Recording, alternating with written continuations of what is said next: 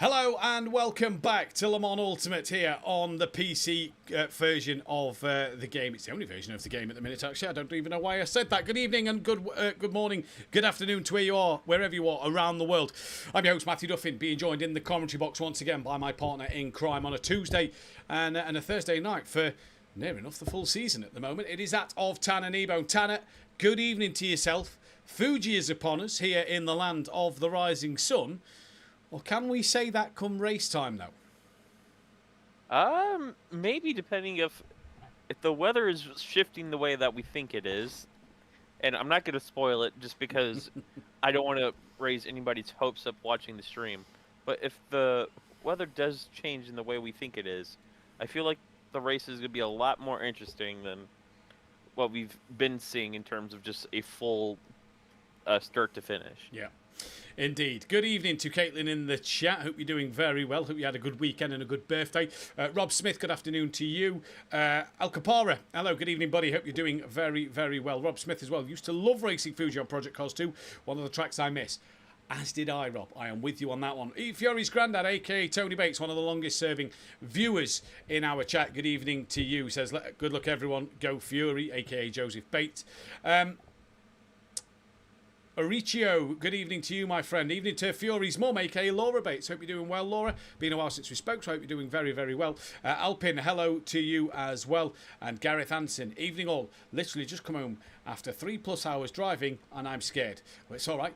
You get another 1 hour and 40 minutes of driving. So all good to you, Gareth Anderson, out there. Championship standings look like this, and we can crown champions tonight. I hope not, because I've got a fantastic line for next week if we don't crown a championship, if a certain thing happens elsewhere. Not going to say what at the moment, Argentina. But we'll see what happens next week. Either way, it's Phipps who leads the way. Can win the championship tonight. He's on 171 points. He is well clear of Kieran O'Reilly, who's on 136. James Wright is on 103 from Dan Davis. Joseph Bates is on 93. They are the remaining 5 who can win this championship. Joachim Cambrai is on 82 points. He can't win it anymore. Neither can Callum Clark. That of Rozalski, Lal, Beard and Ben Parkey. And in the LMGT3 battle, Bradley Duncan leads by 17 points from Matt Townsend. It has been nip and tug between them two all season long. Been a great battle to watch as well. James Wainwright is in 30s on 129. Gray Langley's on 119. Beefy Jimenez, Wellington Jimenez, is on 77. He can mathematically win the championship, but if Bradley Duncan takes pole position, Jimenez needs Bradley Duncan to not score, Bradley and the drivers above him to not score another point, and him to win with fastest lap tonight, and then take pole, win, and fastest lap next week at Portimao. And something tells me Beefy is a stretch at too far for him. Vince Schaefer's cannot win. Neither can Paulo Vieira.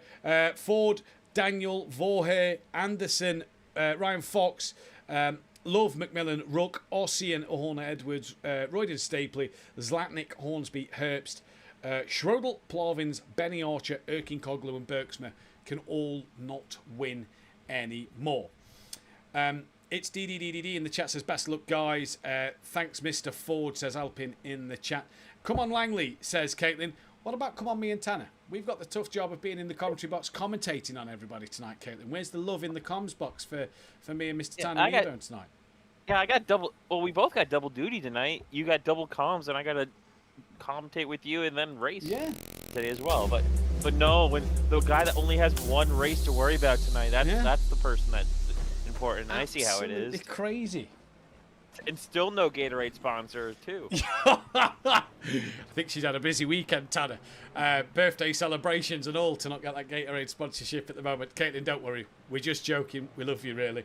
But yeah, good evening, everybody. Hope you're all doing very, very well on this beautiful practice here. Fuji, Tanner, a lovely circuit. In my opinion, I think the Formula One should race at Fuji Speedway over that of Suzuka. I prefer this track over Suzuka. It's a lot wider. There's a lot more opportunities to overtake at this circuit. And it just provides, for me, just a little bit more than what that of Suzuka provides. I might be chatting utter nonsense, and you'll probably tell me that. But that's what I think. I think Fuji just provides a bit better racing. Well, yeah. I think this track also has better scenery, if I remember correctly. It just got Mount Fuji in the background as you come through the last sector. Say beautiful scenery. Yeah, but yeah, no. I think the only thing that's really brings this track down is the chicane in sector 3 that you have to go around, which in the GT3s is just a very clumsy corner. I can't really say much for being in an LMP2. The LMP2s are going to be, I think, a little bit more agile just because how light and nimble they are in the slow speed, but I'm pretty sure they feel the same way too. It's just a clumsy corner in a part of the track that needs to be a bit flowy. But bar that that 3-corner section near the end of the track, the rest of it's fine. It's a nice track to drive at. Yeah. You have the long straight, so you're gonna have people. You're gonna have cars slipstreaming all the way down. We might see some bump drafting for people to try to stay ahead of other cars or break their toe. Lap 1's gonna be interesting as well. I don't think it's gonna be as chaotic as as a online Monza turn 1 as many people probably are used to, but I still think we're gonna see big moves into turn 1, especially with Townsend. If Townsend has the ability to get in front of Bradley Duncan into turn 1, I think he's gonna take it. I agree. He pretty much took advantage of Bradley not being here last week in Sebring and taking the win, and I don't think he wants to relive a Spa where he started from the back, battled all the way in, and I'm pretty sure 2 seconds short of catching him on much better tires and pace in that Corvette. Now, just going to point to the chat once again. Caitlin says, hush, Tanner. I'm working on it. That's in terms of Gatorade sponsorship. He said, love you too, Matt. Adam Prestige, welcome in, buddy. Hope you're doing well. Don't mention Monza Turn 1. That gives me a nightmare. And I'm just going to turn our attention to Wreck-It Rich in the chat. It's not. No. It isn't. Say it coming home means it actually had a home there to begin with. It isn't coming home. It hasn't in almost 50 years. 60. That comment 60? Might need to be banned in this chat tonight. See, that would make sense if everybody else was Welsh and wasn't rooting for that. Yeah, I know. That's the problem. Look. I'm all up for the football banter. You know me. I'm all up for the banter. I love football. I'm all up for the banter. Wales didn't qualify. So, unfortunately, I don't care about the World Cup, so I didn't qualify. But, look, it is what it is. It's all banter. It's all good jest. Look, I love it. It's don't even start with the Stags comments. I don't know which is worse, the Stags or it's coming home. Could be either. I digress. Right, and now we're going to start on our third topic. Don't start digressing. Oh, my God. Do not start digressing for those who've watched a broadcast of me with me in it at the weekend. Oh, my days. Do not to be fair, digress. The guy was really good at his job. Besides that portion of it, I watched it back. He was okay, but that portion of it was a bit rough. Yeah, I agree. I'm looking at the weather forecast. Adam we have Prestige, light clouds. has said it's coming home. It's coming home. It's coming home. Football is coming home. It's not. Okay, you Stags. Rob Smith says it's not coming home. India beat England easily today. That was a terrible batting performance from England. And I've got a theory, Rob Smith. If you're a cricket, I didn't realise you was a cricket fan, but I've got a theory about the cricket. When England lose, it's England. When England win, it's England and Wales, considering it is the England and Wales cricket board. So that's my theory. Prestige saying the Stags, you support Mansfield. Not me. I support Wigan Athletic, or where I was born, Pontypridd United in the Cymru South, which is the second division of the Welsh Football League. Richie, Matt is a massive fan of the Stags. I'm really not. I'm on board Callum Clark, and he's just pinned it hard into the wall, coming through the S's on the final part of the laps. Let's go on board with Cam Bray. Caitlin says this is going to be on stream. This is going to be the stream, y'all, because Matt have an aneurysm. Caitlin, they're bullying me. That's all I'm going to say. Sort them out, Caitlin. Tell them off. I'm no English major, but I don't think that's proper grammar. It's one of the things where when you type it out, it seems right. It seems to go smooth, and then you literally have to read it back to yourself like you're a kindergartner to see what's wrong with it.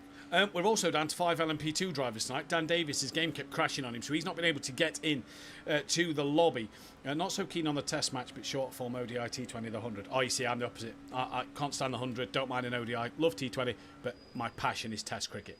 Either way, Joachim Cambrai starts his qualifying lap. The hairpin right-hander, as it dips downhill away from you, you come through this turn 2, flat out, you don't really feel it. You want to stay to the middle of the road before bringing it back across to that right-hand side. Down a gear. Use as much curb on entry on that left-hander as you possibly can before this long right-hand bend. Hurry up and wait corner, as I like to call it, before you get your power down. Out the on the throttle, out the corner exit. Middle of the circuit again, back to the right, over to the left-hander. Try and use as much curb. Be greedy in a GT3. That's a little too greedy for the LMP2 on exit. Flick it to the right. Now you want to stay all the way to the left, bringing it back into the middle of the road, staying left once again. Brake around the way the shadow is of the bridge before another hairpin corner into this twisty, tight, windy section here at Fuji Speedway, climbing up the hill. You see Mount Fuji out the left-hand side of the window through this long right-hander once again. Just hurry up and waiting.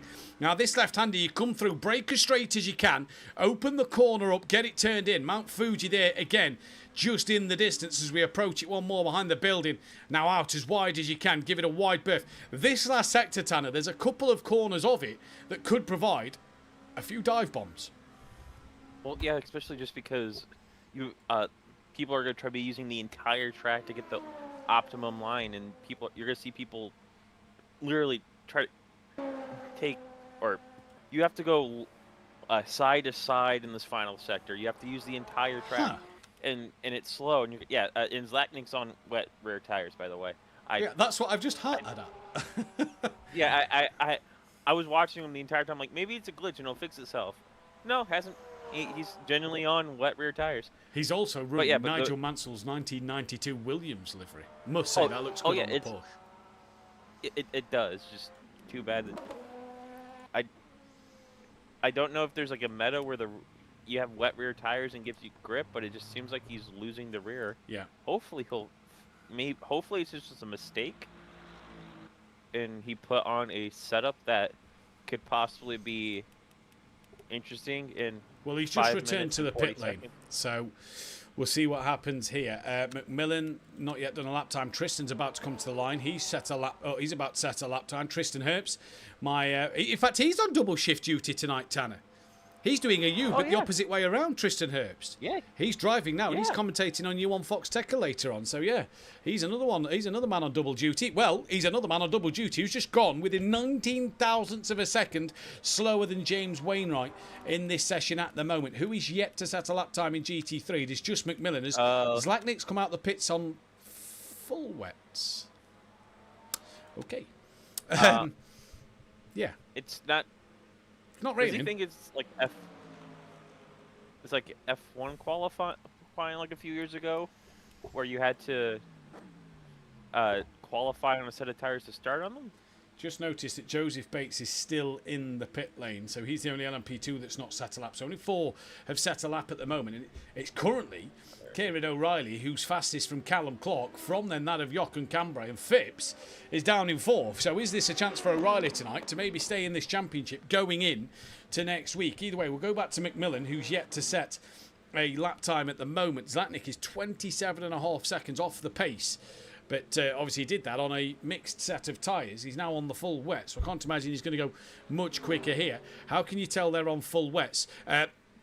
So when it is, as you can see, so let me just turn off the timing tower, because it doesn't show you on the timing tower graphic. It also shows on the car as well with the blue sidewalls. This up here, if you look at Zlatnik, as McMillan's just gone into 9th.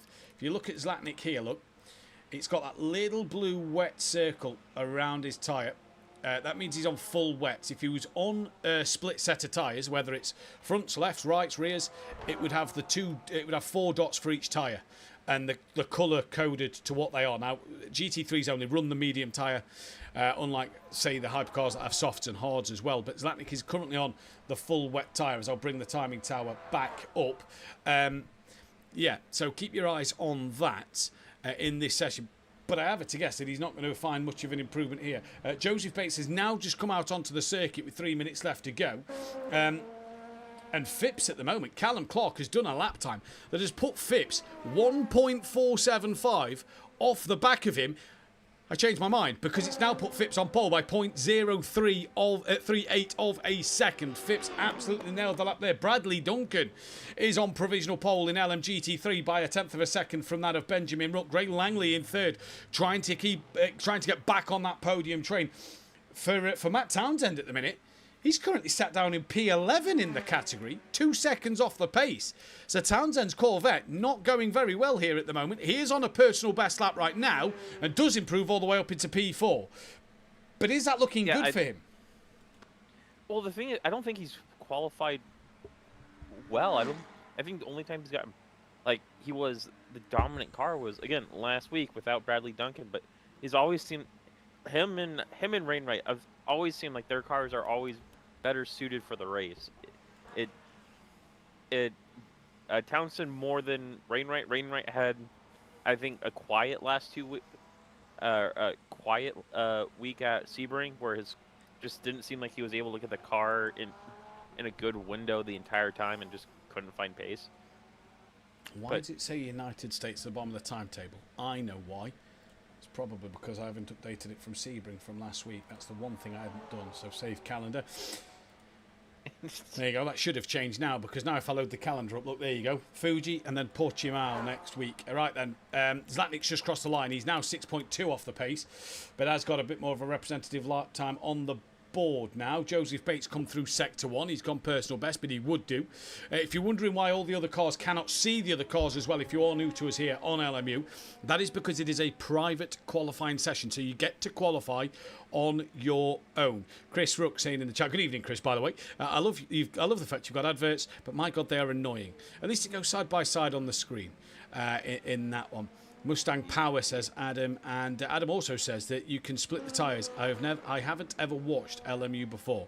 Well, sit back, enjoy. We know that you're obviously racing ACC on the console, and take in the lovely fact of LMU, because we've thoroughly enjoyed this season so far, Tanner. Yeah, I'm still trying to figure out what Zlatnik's doing on the full wets. I don't see any benefit of him running it. That might right be now. one to go into the LMU general chat and just put Zlatnik ? I reckon.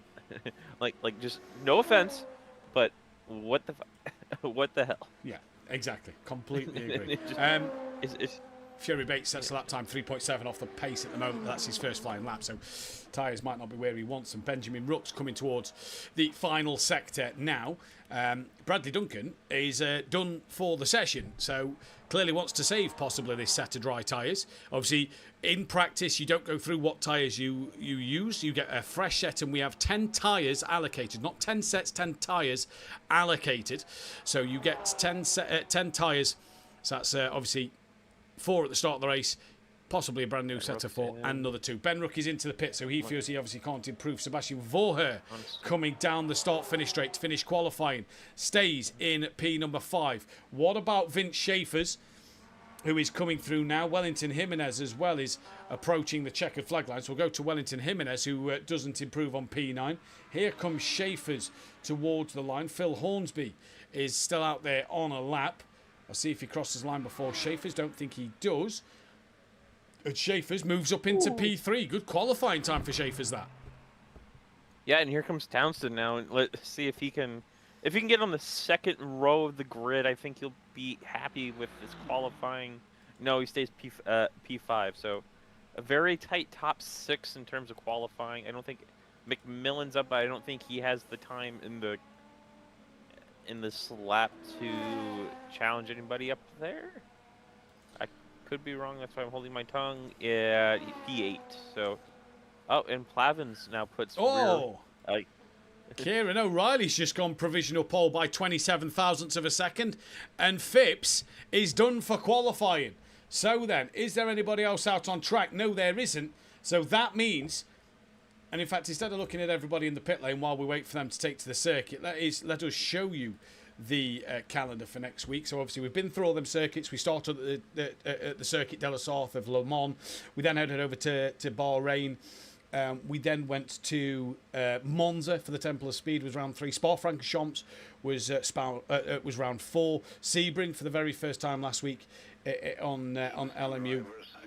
here at SimPlay Motorsport, and then we're back at Fuji since the Project Cars 2 days, and then we have Portimao coming up at the end of the season. Next week, last race of the season. Crazy how it's flew by.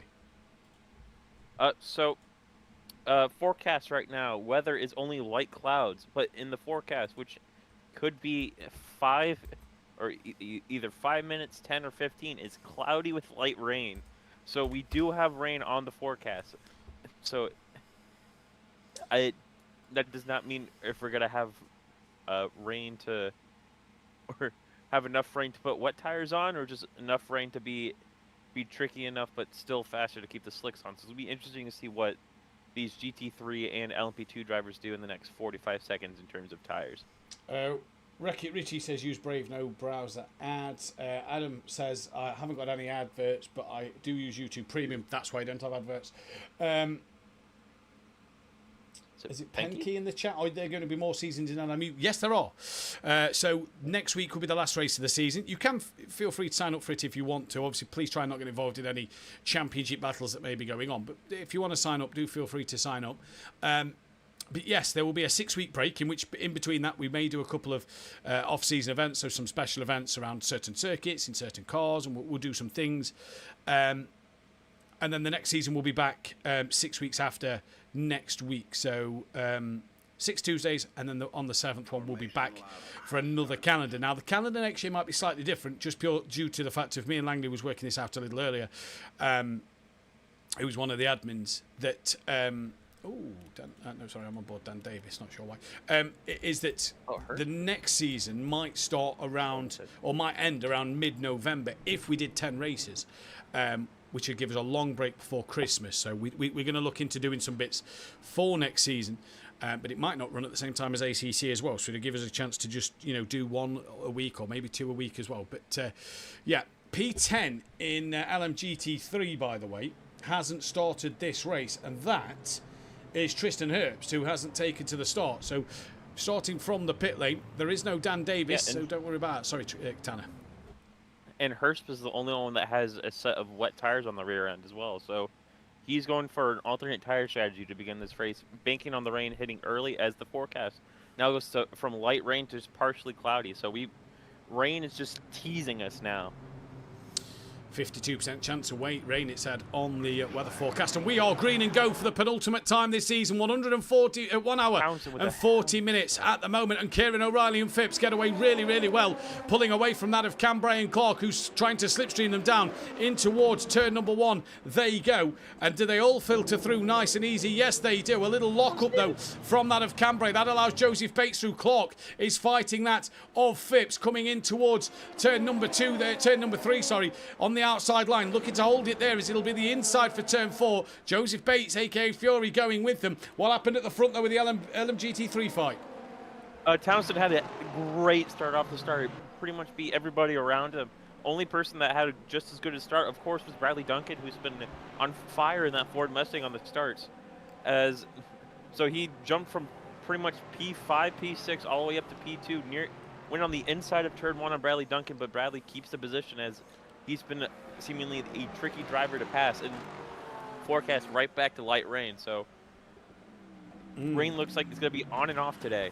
So Tristan definitely on the wet tyres on the rear. I can confirm that, unless that again has glitched with him starting the pit lane. But so far, a good race at the moment in the start of LMGT3s. Back to that LMP2 fight. Joseph Bates looking round the outside of Callum Clark. Gets a little wiggle. Joseph Bates took his first ever podium at Fuji back when he was on the pad in the Nissan GTR, back on Project Cars 2 in a night race. It was his first ever podium for Joseph Bates many years ago. He'll be looking to add to that podium tally here at Fuji for sure. As down the start finish straight, the LMP2 leaders come once again. It's Kieran O'Reilly with Phipps right in the slipstream. Bit of a breakaway gap already back to Callum Clark, then that of Fury, and then that of Joachim Cambrai as they head into turn 1. And as we go back to the LMGT3 fight, Bradley Duncan just starting to gap that of Matt Townsend a little bit, but watch out for Schaefer's here, having a look on Ben Ruck as Ben Ruck goes to defend now on that of Schaefer's in towards turn number 1, broken away from Langley a little bit. Ben holds it nice and tight on the inside, and it's saying that Tristan Herbst has DNF'd in this race. So is that a retirement for Tristan? It could be. I don't know. Schaefer's round the outside. Sorry, Langers. Schaefer's round the outside. It's giving him the inside line for the long right-hander on Ben Ruck, but can't get the move done there. And I believe Tristan has. Or is it a potential game crash? I wonder for Tristan. Hopefully that is not the case, because he couldn't race the other week due to a technical problem. But Schaefer's didn't get through on Ben Ruck there. Yeah, no, her spun out with the wet tires overheating on the rear end and just lost a wheel and a rear wing, and it's just unfortunate that the gamble didn't start, because I feel like if you're going to do that, you wanted the rain to hit right now, and which is a bit optimistic, especially with starting on those tires. But it looks like Townsend's finally gotten the groove in that Corvette and is now breaking away with Bradley Duncan. He's not catching Brad, but he's definitely matching his pace ever so slightly. Big train behind that of Ben Ruck at the moment. If speaking of trains as well, I'm just going to jump quickly to that of the Fury, Clark and Cambrai fight in Joseph Bates, aka Fury. That seems to have just spaced out just a little bit, but Phipps and O'Reilly. O'Reilly's got 2.5 seconds over Phipps already in this race. Matt Townsend then is within 0.8 of a second of Bradley Duncan, and here go Schaefer's once more, trying to look on Ben Ruck as they come down the start line at the start-finish straight in towards turn 1. Schaefer's has that car fully ahead of Ben Ruck.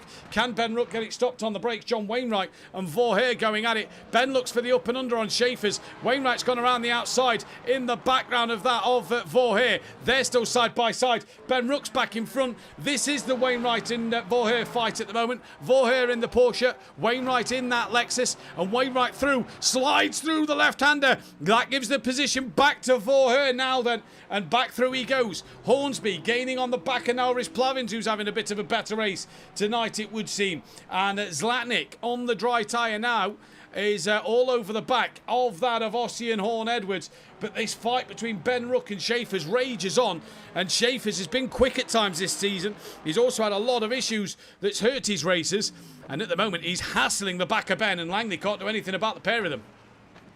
Well, yeah, I think Langley's having the same issue that he had at Spa, where he's just fast at all the wrong spots around this track. You have that long straight, so you have to balance out how much rear wing and grip you want compared to top end speed. And I know he prefers just slamming the wing up and just giving himself as much grip around the corners and just figuring it out down the straights. But it seems like he's just not able to get close enough in the right spots on the track to overtake, as now Schaefer's is looking to try to make the same move again on Ben Ruck. Yep, seems to be quick through the final sector and setting Ben Ruck up, and Ben gets that better run out of turn 1 due to the traction the Porsche will get, naturally being a rear engine car. And down the start finish straight goes Schaefer's. He's now ahead of Ben Ruck once again. Can he manage to get the braking zone for Schaefer's? You see the dip on the front end. Ben can't get the up and under. He might try it here though, and is he going to manage to tuck underneath? No, he's not. Schaefer's moves up into P2 now, further back behind Wellington Jimenez, coming under a bit of pressure from the Momentum Motorsport car of Matt McMillan in the Mercedes-Benz here then. And through the left-hander they go once again. Wellington Jimenez stays in front for the time being. McMillan gaining on the back of him though. Nauris Plavins now on the back of Hornsby's car as they've changed places.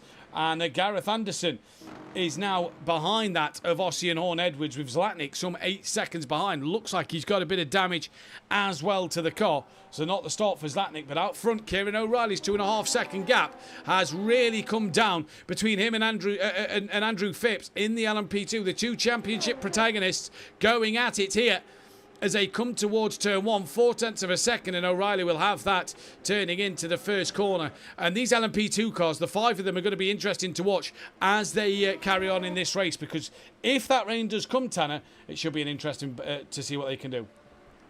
Well, it makes everything a bit more sketchy when it comes to, one, lapping the GT3s for the LMP2 cars, but also the GT3s are going to be taking more wider lines to carry as much speed as possible. So they're going to be taking...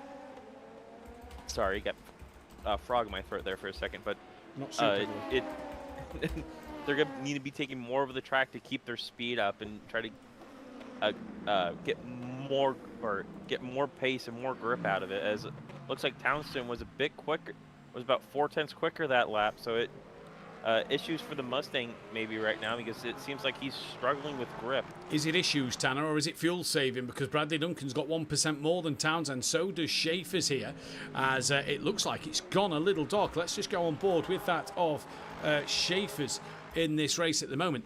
Definitely has gone darker throughout this circuit here at Fuji Speedway. And like you say, Bradley Duncan coming under pressure. Ben Rook now, by the way, has got Langley closing on him, but Langley's got to worry about Schaefer's behind in this race because Schaefer's is right on the rear of him. McMillan has got ahead of Wellington Jimenez. Further down the order, Zlatnik has caught up to Nauris Plovins, so not sure what has happened to Nauris Plovins. Somebody is off. It is Nauris Plovins who has been off, and what was the better start for Nauris has turned into an absolute nightmare at the moment. Sebastian Vorher, though, all over the back of Langley, set the fastest first sector, did Vorher, in this race. Only green in the middle sector, so Vorher really going at it, but Ben Rook also seems like he's struggling for a little bit of pace because Langley is right with him as well.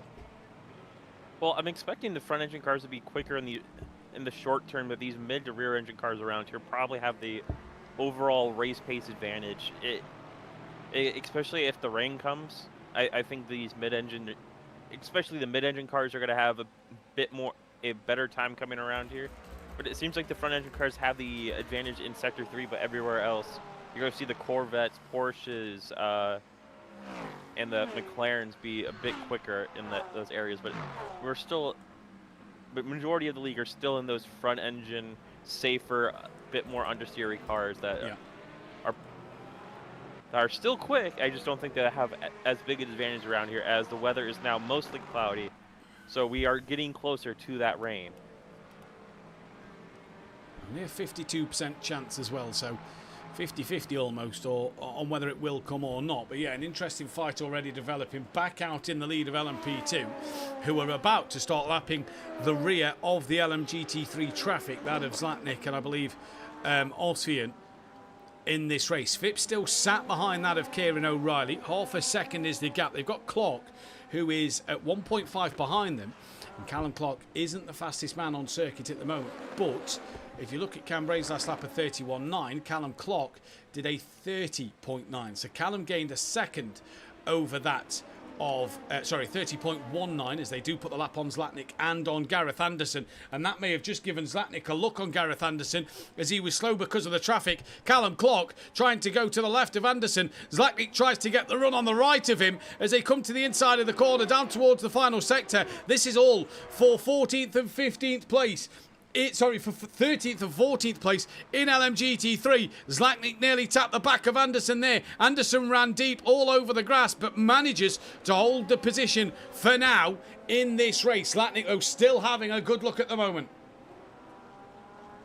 Yeah.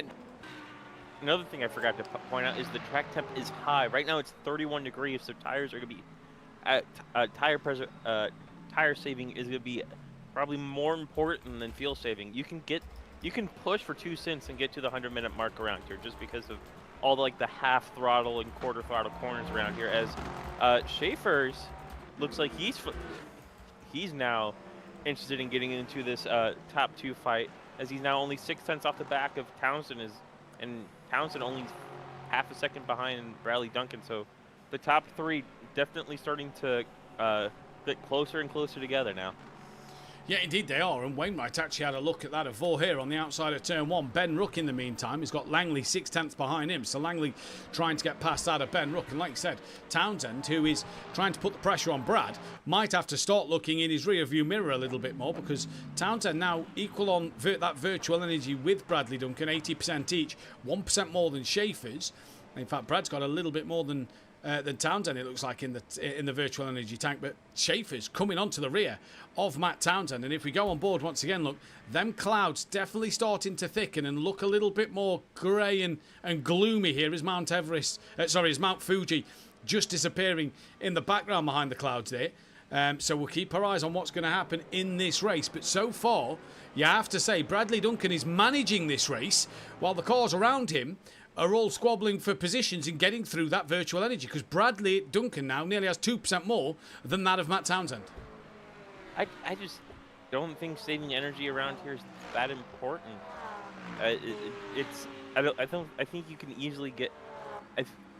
if I remember correctly, you can go about 53 minutes, 53 to 55 minutes easily on just a full push tank around here, and you don't have to save as much. So I don't know if he's just trying to save to make his pit stop a bit shorter when the rain comes, and if they have to go to wet tires, or I don't know, but we're still waiting on the rain. It's still saying light rain, so it's probably gonna be a while before we switch to wet tires. Maybe it holds up to about that 50-minute mark remaining, and we can see it. See a nice easy pit stop that we won't have to see any 2 stops or anything. But I just don't understand if he is trying to save virtual energy, and it's not just how the Mustang is around here where you can just save energy naturally. I don't see why saving virtual energy around here would benefit him. Phipps is all over the back of that of Kieran O'Reilly. They have just come past that of, I believe, Wainwright in the Lexus, who's dropped 7/10 off the back now of Vorher. And I believe it's Callum Clark who's just... no, McMillan, they've just put a lap on. So Fury and Cambrai coming through to lap some of the field now at the moment. But Schaefer's definitely putting pressure on Matt Townsend. Langley trying to on Ben Rook. But he's also got Vorher to worry about as well. Down the field, Zlatnik and Anderson's battle rages on once again as Zlatnik looks up the inside. Oh, and spins around. Gareth Anderson into the first part of the S's at the very end of the lap. And I believe Nauris Plavins has also retired from this race. And what a shame for him. But yeah, incident there out front. What's happening between Townsend and Schaefer's?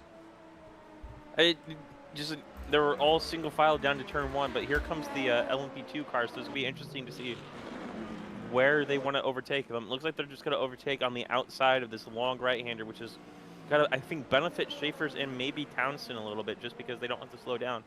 I think it might slow down Bradley Duncan here and going into this right-hander. It will indeed, as through goes O'Reilly and Townsend, and it did just slow down Bradley Duncan just a tad, but also that of Callum Clark was putting the pressure on Townsend through the left-hand bend as they managed to get through, so I don't think Brad lost too much there. 0.6 of a second still. Greg Langley crawling all over the back as here comes Schaefer's close to the rear of Matt Townsend. Can't get the move done there. Langley and Rook and that of Vorher all in and Wainwright, I've just noticed, all in a little bit of a queue now. So all of a sudden, these four are duking it out for that 4th place spot at the moment as Schaefer's creeping on the back of that of Matt Townsend at the moment. He's looking pretty close and he fancies a chance at having a move himself here. Yeah, and if this rain does come and does come hard enough, we're going to see the top 3, and then the likes of Ben Rook, Langley, Vorher, and Wainwright all play a big game of chicken on when they want to take those wet tires. And it looks like Schaefer's might be shaping up a move here on Townsend coming down to turn 1 as he's just pretty much pushing the Corvette down the straight. Looks on the inside, is right by, might just get him right off the... Yeah, Townsend just lets him by, which I believe was the smart move, because it seems like Schaefer's in the race. No one has been able to touch his pace right now.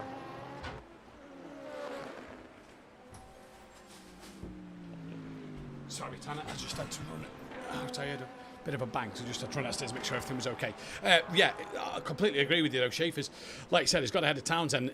Townsend just doesn't look himself tonight, does he? He just doesn't look like he's got necessarily the pace in him tonight. He's just struggled in that practice session and seems to be struggling a little bit more now. Good evening to Jamal Clouden, who...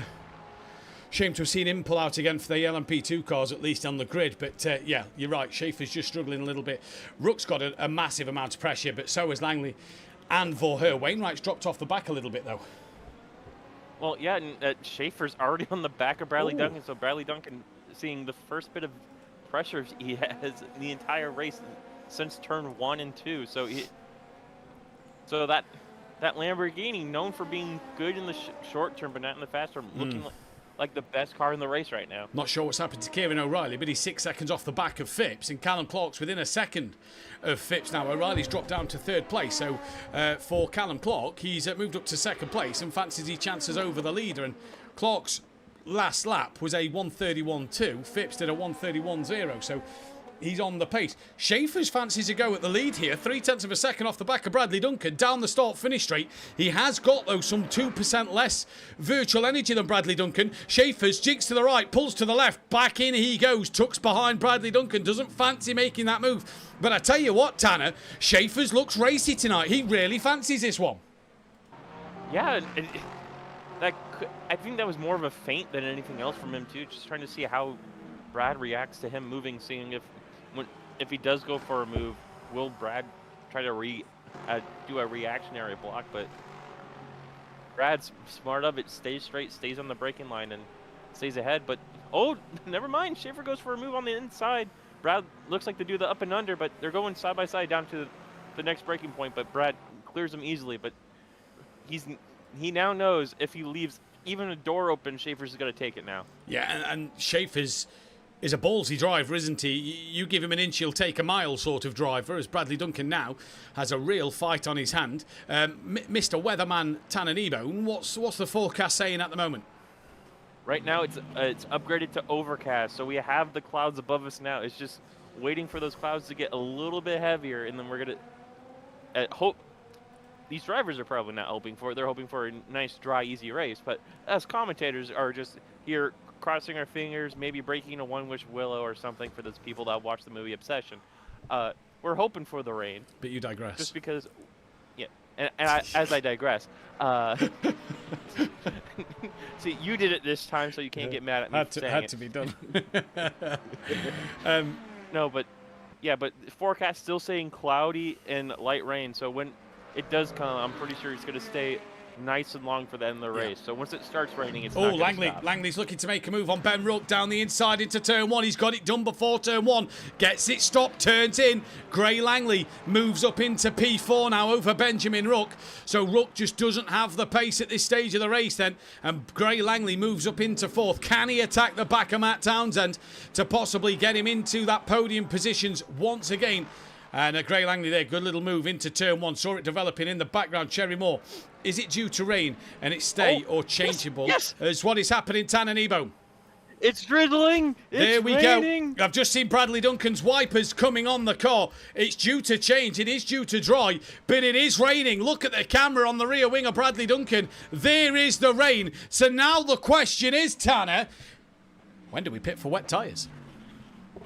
It's going to be a while, but if the rain does keep going, expect these drivers to start taking different lines, trying to get off the rubber part of the track, because the track is in the high grip state. So they're probably going to stay on the same line for the next 2 to maybe 5 or 6 laps.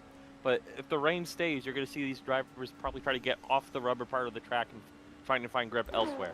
And it's going to be interesting to keep our eyes on the LMP2s, isn't it? See when they're going to pit for the rain. But this is now the moment of who blinks first, I suppose. Like you say, it could take a couple of laps for the rain to come down.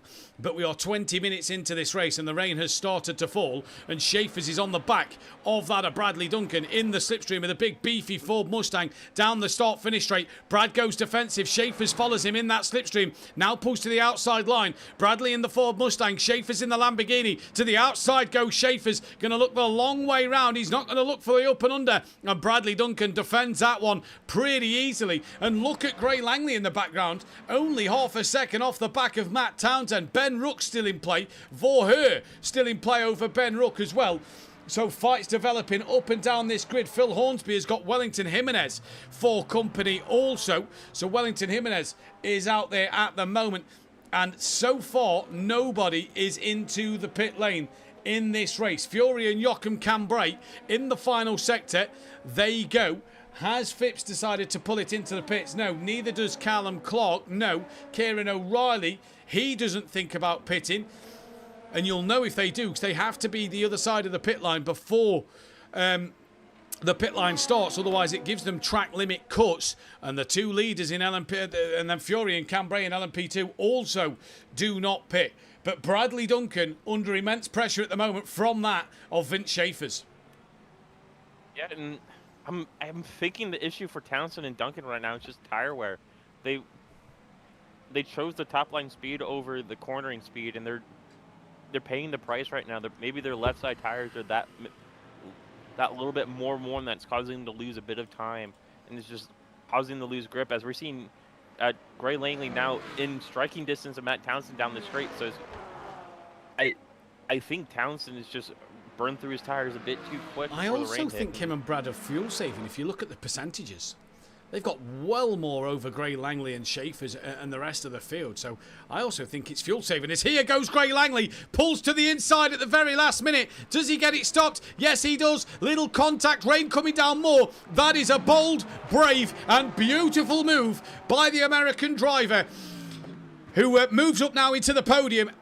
And the reason I say it's bold, brave and beautiful is the track will be getting greasy and slippy. For him to send one like that, fantastic.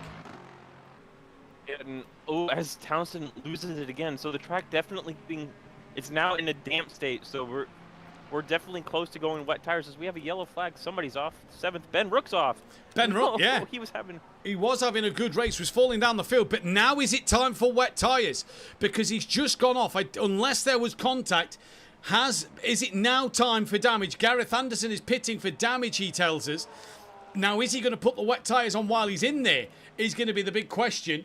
And all of a sudden, by the way, Callum Clark is all over the back of that of Andrew Phipps for the lead in LMP2 as they come round to put a lap on Ossian. Callum Clark looking for his first ever win at SimPlay Motorsport, putting pressure on that of Andrew Phipps here. Yeah, and I'm watching all the GT3s right now, and they're all struggling with rear grip. So I don't expect them to come in now, but that Schaefer's goes in, so he's doing opposite of Bradley Duncan. He's coming into the pits lane right now. Might be a bit too early, might be perfect. Gray Langley going in as well. Matt Townsend staying out. Vorheer staying out. Rainwright is going into the pit lane. Does Ben Rook go in? Looks like he's staying out. Looking down to McMillan. McMillan stays out. Jimenez looks like he's staying out. Horsby stays out. So right now, definitely split, but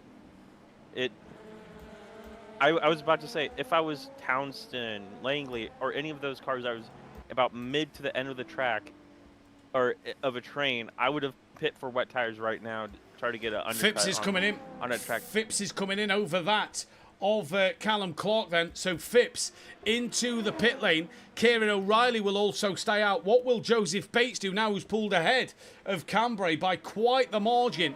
Will Joseph Bates see the championship leader in the pits and think, I might need to come in? No, he doesn't. But Cambrai is into the pits. So there is pit stops happening for potentially wet tyres. Langley, Wainwright, Schaefer's, as you've said, have all pitted for wet tyres. Anderson has come back out on the dries. Bradley Duncan has just missed the bottom hairpin. Has a massive slide. It is wet out there. Has Gray Langley, Wainwright, and Langley's jumped Schaefer's. Wainwright's jumped Schaefer's. So Langley's had an almighty pit stop here. Tan and Kneebone. What an absolute masterclass of a pit stop from Gray Langley. Well, and Wainwright did too, so I think it's less of a masterclass for Langley and more of a terrible pit stop for Schaefer. Well, true, yes, no apologies. Yeah, so Schaefer's might have put more rear wing on the car to help with the rain. So again, these are the decisions that we'll look back in about an hour's time. Bradley Duncan is staying out. Matt Townsend is in. Vorher is in. Ben Rook staying out. McMillan. Oh, contact. McMillan's coming in. Pit lane between counts. Fair enough. Rook stays out. Yeah, Rook stayed out. McMillan's coming. What is Wellington Jimenez going to do? What's the forecast saying, though? Forecast still cloudy and light rain. Track. It is just a small drizzle right now, but the track condition is damp, so the rain definitely causing the track to be a bit more slippery right now than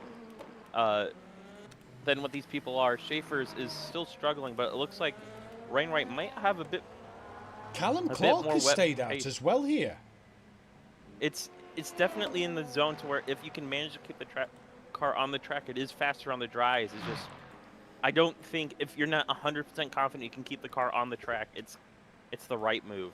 Zlatnik staying out as well. So Townsend, Vorher and McMillan into the pits. Where is Gray Langley in relation to Townsend or Townsend's Vorher? Townsend has cleared him by a comfortable margin there. So maybe that lap early for Langley has cost him a little bit of time. But what you'd have to, in fact, has Vorher also cleared Langley? Yes, he has. So Vorher has got the jump over Langley as Schaefer's going side by side with James Wainwright coming down. Jonathan Wainwright, I think it is, into turn 1. Schaefer's goes a little deep. Wainwright's going to look for the up and under, gets the traction out the corner. Thank you, Mama, for the carrots. Through he goes. So I'm wondering if that extra lap on the slick tyres has worked in the favour of that of Matt Townsend. Jamal Clouden saying that the Lambo is the best in the wet. And there is only the one Lambo of Schaefer's who's already going really good money, good value for his money at the moment. Yeah, Bradley Duncan into the pit. So yeah, Schaefer's needs to start getting moves done now and fast and early. Bradley Duncan's in the pits. Ben Rook's in the pits. Hornsby most likely in. But we are now upgraded to light rain as well. So it. Callum Clark stays out in the lead of LMP2 once again and has just lapped that of Cambrai. Joseph Bates is coming down the main straight. He's pulled across. Joseph Bates is going to come into the pits this time around. And in comes what looks to be Ryan Fox. So who's in the pits? Duncan in the pits. Ben Rook in the pits. Hornsby's in the pits. Ryan Fox in the pits. Jimenez coming in. Ossian is coming in. Zlatnik a little further back. There's Matt Townsend already on the back of him. Just a little further down the order for Zlatnik there then.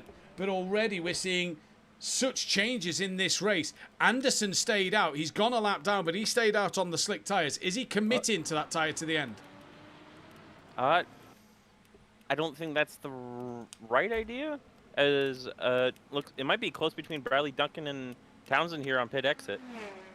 So did Townsend pit on the exact perfect lap? Because Townsend's going to go right round the outside of Bradley Duncan. Duncan's right there, though, on the apex of the corner. Bradley Duncan, has he fought this one well enough to hold on to the race lead? Or is this championship protagonist of Matt Townsend going to take it away from him? The wipers are going like crazy on the Corvette and the Mustang. And Matt Townsend takes back the lead of this race from Bradley Duncan. He pitted on the perfect lap. Bradley went one too many. Langley and the others went one too early. And Matt Townsend leads. Yeah, but he's got to be careful here with Bradley Duncan doing any type of move. He looks at it, but...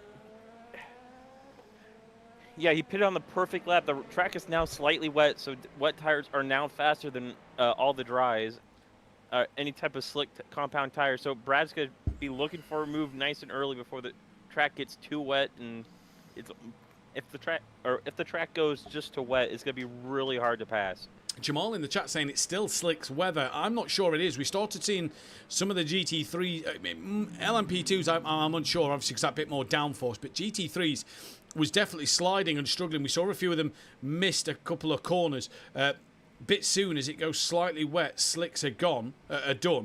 Yeah, I think Townsend got it bang on. Styles has never seen a wet race. This should be entertaining. Wreck-It Rich says, looks like Anderson is having a nightmare out there. Yep, Lightning McQueen. What's the saying on the film? He's fading fast. As Zlatnik's still out there on the medium tyre. You can see he's off as well. Jimenez still in the pit lane. This is a long old stop for Wellington Jimenez. But that fight out front... What is Vorher doing? He's 5 seconds back. Schaefer's has got ahead of Wainwright and Langley now. Langley right in the slipstream of Schaefer's. Jamal said the Lamborghini's good in the wet. Well, let's see what it can do now. Lexus in the slipstream. Ben Rook's back up to 7th after he's off earlier on. Schaefer's defends the inside. These two had a fantastic fight back at Bahrain, if you remember, a few weeks ago. And Langley to the outside line of Schaefer's. Is he going to think of the up and under coming into turn 1? Schaefer's brakes way earlier than Langley. Or was it the fact that Langley has missed his brakes, goes straight on at turn 1, and Schaefer's back in front once again? That was probably the issue of Langley breaking at the dry line and Schaefer's breaking at the wet line. So the track condition and track knowledge in these conditions definitely different between the two. Langley tried to get the move done just by outbraking him, but pretty much bit him in the butt a little bit there, as Schaefer's had a bit trouble on the long right-hander, but it looks like he's got the car under control. He now has about 11 to 12 seconds to make up to the top 2.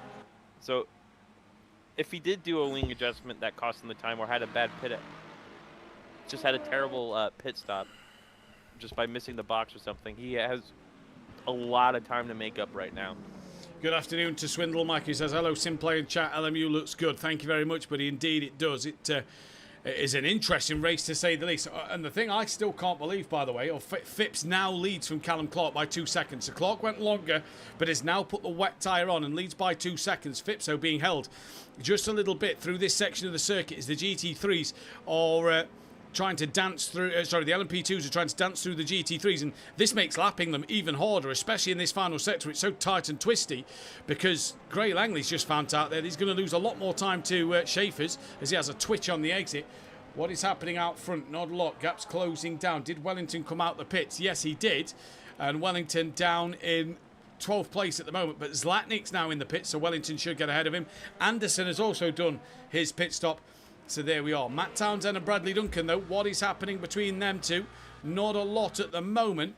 As you can see, where was that other camera angle that I wanted? There it is. As you can see here, Bradley Duncan doing the best he can to just try and get onto the rear of that of Townsend. And Brad, who's looked fantastic this season. In fact, they both have looked fantastic this season. Really trying to put the pressure on for another race win and to potentially take that championship tonight. Yeah, and it's going to be interesting to see if these guys can take it to the end. I don't think Townsend's going to be able to, but Bradley Duncan definitely on the cusp of it. Track is now fully wet, so it's there might be some standing water around the track now, so you're going to be seeing a lot of one-line racing. You say that Brad might be able to. As here goes Bradley Duncan looking for a dive up the inside into the hairpin at the bottom of the circuit. Gets it stopped, gets it turned in. And keeps hold of it, and Bradley Duncan gets himself ahead of Matt Townsend. So the Corvette led momentarily, and Bradley Duncan back in the lead of this race. I don't think Brad's got the virtual energy to get to the end, because remember we say that the 50 minutes is halfway. There's an hour and 6 left to go. Brad's got 93%. The bonus is the amount of virtual energy you'll probably be saving in this than the dry will be a lot more. So it may still just be a splash and dash at the very end of the race for Bradley Duncan. Yeah, I just saw a yellow flag in Sector 3. I don't know who it was. I don't think it was anybody. I think the game was just showing it to show it. Might have been Kieran O'Reilly, because he was well ahead of Joe, and now Joe Bates is ahead of Kieran O'Reilly and on the podium at the moment. Yeah, and Bradley already... Wow, look, Tanner, look at the spray now coming down the start-finish straight. Holy moly. Yeah, I think Brad got the move done just at the right time. Right now, it's going to be almost impossible to follow another car if you don't know this track. Well, this will test the LMP2s against the GT3s. I am okay, Wreck-It Rich. Just a lot of commentary recently, and I've still got a lot more work commentating-wise coming up. So all round goes O'Reilly.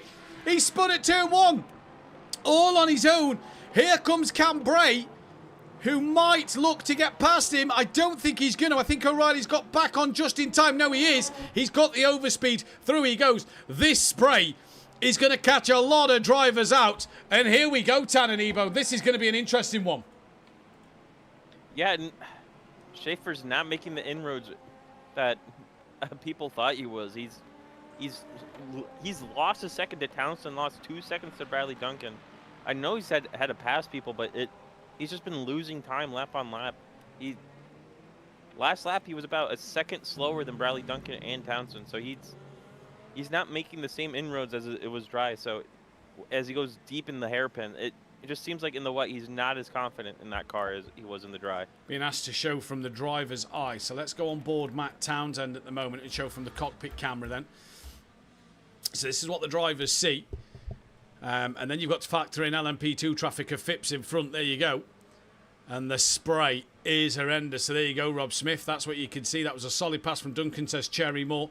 Styles says, awesome scenes. Driver's view, please, says Styles. There you go. There is the driver's view. Cherry Moore, rain, mist and spray. Big closing speeds to GT3. What could go wrong? I believe that was for the LMP2 drivers. Well, what can go wrong? This is on board Callum Clark. This is what he's seeing with that spray. That's obviously slowing down a little bit due to being in the braking zone into Matt Townsend. We'll see that spray as it picks back up. There you can see the spray from the cars in front. And just look at that. You're not seeing a lot from the onboard view of Callum Clark here while you are following a GT3 car round. No, and Brad got that second lead and just hasn't pulled away. So Townsend finally able to level the playing field in terms of pace now.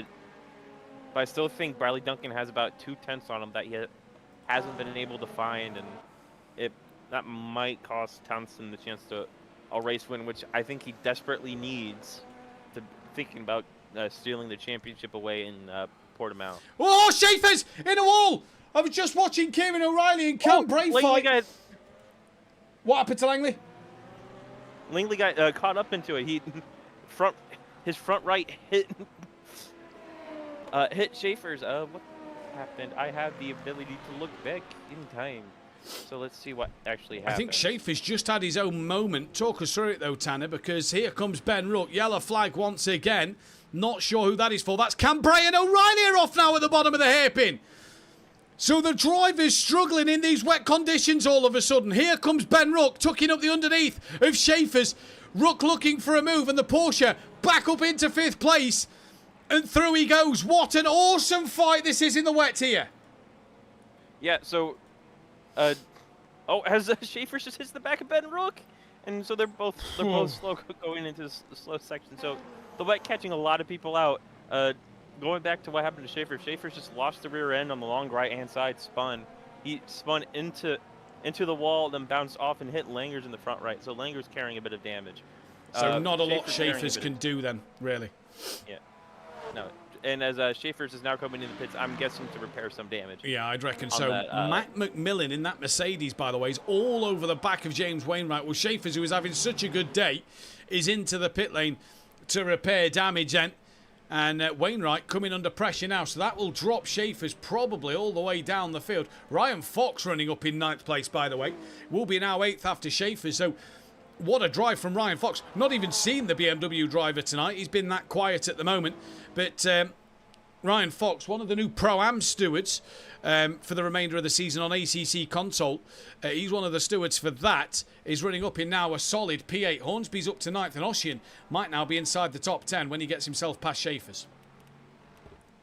Yeah, and it's going to be a long and grueling pit stop, but I think in the wet, he's in the range to where he can he's in the range to make it to the end on this pit stop. So if he might need a fuel save, maybe half a lap, but he's definitely in the range to make it all the way to the end and not need to make another stop. So right about now is where the wet, the wet stint is probably going to be to the end. So does one of these top guys, like if Matt Townsend could come in for a quick pit stop, just a quick pit stop, put virtual energy to the end of the race and make it to the end here and try to get the undercut on Bradley Duncan. It's all going to be stuff that these guys were thinking about. Vo here is in undercut range as well. What's the forecast saying at the moment, Tanner? It's still cloudy and light rain, so there's light rain here to stay for as long as the race ends. I don't see a... I wish I had... only complain about commentating is I wish I had like the little forecast thing from like an iRacing where I can see it coming up and down. As Townsend had an issue into turn 1, so turn 1 seeming to be an issue for these drivers right now. Is drivers are just missing their braking point and going deep. Well, I'm watching the Cambrai-Kieran O'Reilly fight. In fact, Cambray's going to go up the inside of Kieran O'Reilly in towards turn number 2, where O'Reilly gives him the room. Cambrai gets the move done to Cambrai back up in to 4th place. Joseph Bates is now into 2nd ahead of Callum Clark. Styles in the chat. Matt Wright in the chat. Did someone order some spice? Indeed, they must have done. Jamal Clouden says driving the LMP2 in the wet is like skating on ice. Well, I'm no good at driving the LMP2s in general, never mind in the wet, and I'm no good at skating on ice, so I'd be useless tonight. Styles saying Mr. Worldwide can handle the wet. Let's go, Fox. Oh, Bradley Duncan's deep? No. Why am I getting yellow flag for him in turn 1 if he's not deep, game? I wondered what the yellow flag was then. I was about to just change to him. Oh, Cambray's round. He's round once again through the S's at the very end. Gareth Anderson's coming across the grass. It is wet in these slower sections of the circuit. Drivers are struggling. Wow, this has turned into a spicy little race. Just going to go towards Joseph Bates, who's 10 seconds off the leader, driving really well. It's DDD. I can't remember which driver that is in the league. Seems like it's shaping up to be a great race. Indeed it is. P8, let's go the Stag, says Styles in the chat. God, I hope Wigan win this season. It looks like only person pressuring Fox right now is going to be Beefy Jimenez trying to unlap himself right now in that Porsche. But it's nice to see a BMW in the top 8. It definitely haven't seen a BMW. Hornsby up in P9 in the Aston Martin as well. So definitely nice to see a different car in the top 10. And McMillan as well. McMillan's had a bit of a hit and miss season, hasn't he, as well? So it's great to see McMillan up there. Like you say, Schaefer's in the Lamborghini. He's been there or thereabouts, but then he just has a moment where he has bad luck. And once again, this race has turned into bad luck as he is skating on ice through the slower sections. But at the moment, Joseph Bates is now 7.5 seconds from Andrew Phipps, because Phipps is around in the S's at the end. So Andrew Phipps, the championship leader, has also made a mistake, and Joseph Bates is within 2 seconds of winning on his first season back at SimPlay after a few years away. Joseph Bates driving phenomenally well. He seems to be the most composed LMP2 car at the moment, because everybody else has made their own mistakes. Yes, there goes the commentator's curse, but I'm touching wood that it doesn't happen for Joseph. Yeah, and I'm watched him a few times here and there, and he's taking a wet line. He's trying not to break on the rubbered in parts of the track. He's trying out different lines each corner where he's finding pace. I'm surprised that most of these drivers are taking the racing line still in the wet, just because it's that much more slick on the rubbered part of the track. Matt McMillan's got himself ahead of John Wainwright, by the way. So Matt McMillan in the Mercedes is now up into 6th place and only 4 seconds off the back of Benjamin Rook at the moment. So McMillan going really well. Here comes Joseph Bates on the attack to the outside line towards turn number 2. Joseph Bates may fancy a move on Phipps, breaks a little earlier, allows Phipps to get into the corner, who attacks it a little too hard. Wide he goes, and Joseph Bates is in the lead of this race for the first time in about 2 years. Joseph Bates leads a race on SimPlay Motorsport. He is becoming a master in the wet at the moment.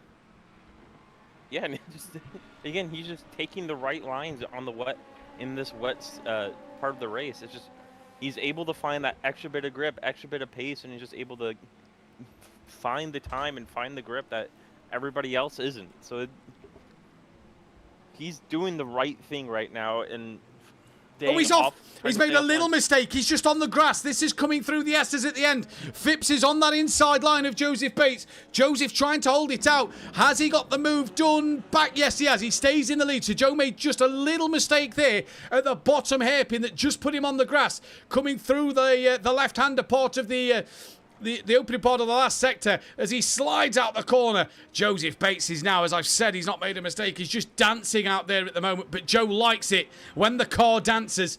And if anybody can handle it, Joseph Bates can. Laura, Tony, if you're watching in the chat, your boy and grandson is doing a fantastic job at the moment. Yeah, he just has to hold it together now for 55 more minutes, and he needs... I'm guessing all the LMP2 cars will need a box again before the end of this race, so it's all going to be dependent on how much fuel they need to put on. But Townsend now about 3.2 away. Townsend not able to find the time in this in these wet conditions to challenge Bradley Duncan. Vorheer is actually slowly catching Townsend, so he's looking to upgrade his podium to a P2 right now as well. Langley has not been able to find the time in this wet race. I'm pretty sure, if I remember correctly, Ben Rook and McMillan are catching Langley. Just reading in the chat here, Wreck-It Rich is selling popcorn if anyone's interested. Sal says, go on, lads. This is great. Up the wet race. Matt Wright saying there's no better sound than an excited Matt Duffin. Thank you very much. Styles wants some popcorn. Right, he wants some popcorn. Fury's mum saying, a.k.a. Laura Bates, saying, go on, Fury. Fantastic. This is just, where is the popcorn, Tanner? Because this has turned, the rain has brought some exciting racing here, and not just in the LMGT3s. We know the LMP2s at times can get a little spread out, but even they have been dicing and battling throughout this field at the moment. Well, a little spice to the forecast.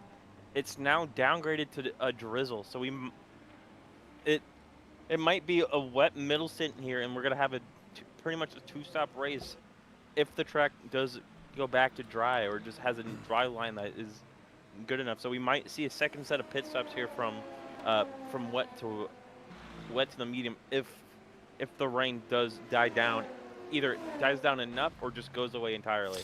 Laura Bates, Joe's mum, says that still here, Matt, just watching Spain versus France game as well, which is the World Cup semi-final. Well, I tell you what, turn off the France versus Spain game, get this on the big screen, because Joseph Bates leads back at SimPlay Motorsport in this race. Tony, you do the same as well. Get the football off. England are on tomorrow. Dan Davis in the chat. Shame he couldn't take to the race today. Says, go on, Fury. Remember, Joe's first ever podium at SimPlay Motorsport in his first ever season was on the controller on Project Cars 2 on the console. Oh my days, Hornsby was a little wide there, nearly into the side of Phipps. Callum Clark's within 2.5 seconds of Joe as well here, so he's come out to play a bit more. But Joe's podium was on the controller back in his very first season of SimPlay, back in SimPlay's very first season, on the console of Project Cars 2. His first podium, Nissan GTR, at this very circuit. He loves this place, and he's showing us why. Back down into the LMGT3s, not a lot happening. So we're going to stick to Phipps, Fury, and Callum Clark at the moment, because Phipps is as close to Fury as he is to Callum Clark. What a race. So the forecast at the moment, if I'm correct, Hannah, is drizzle right now. What is coming our way, though, on that weather forecast? Oh, it's light rain right now. It's drizzle on the forecast, so the rain might be dying down. So the track's going to get slightly less wet in the next about 5 minutes. And to comment on the World Cup game, the only goal in the game is off a penalty. So that just shows how boring the game is for Spain. I don't know. Go Spain, I guess.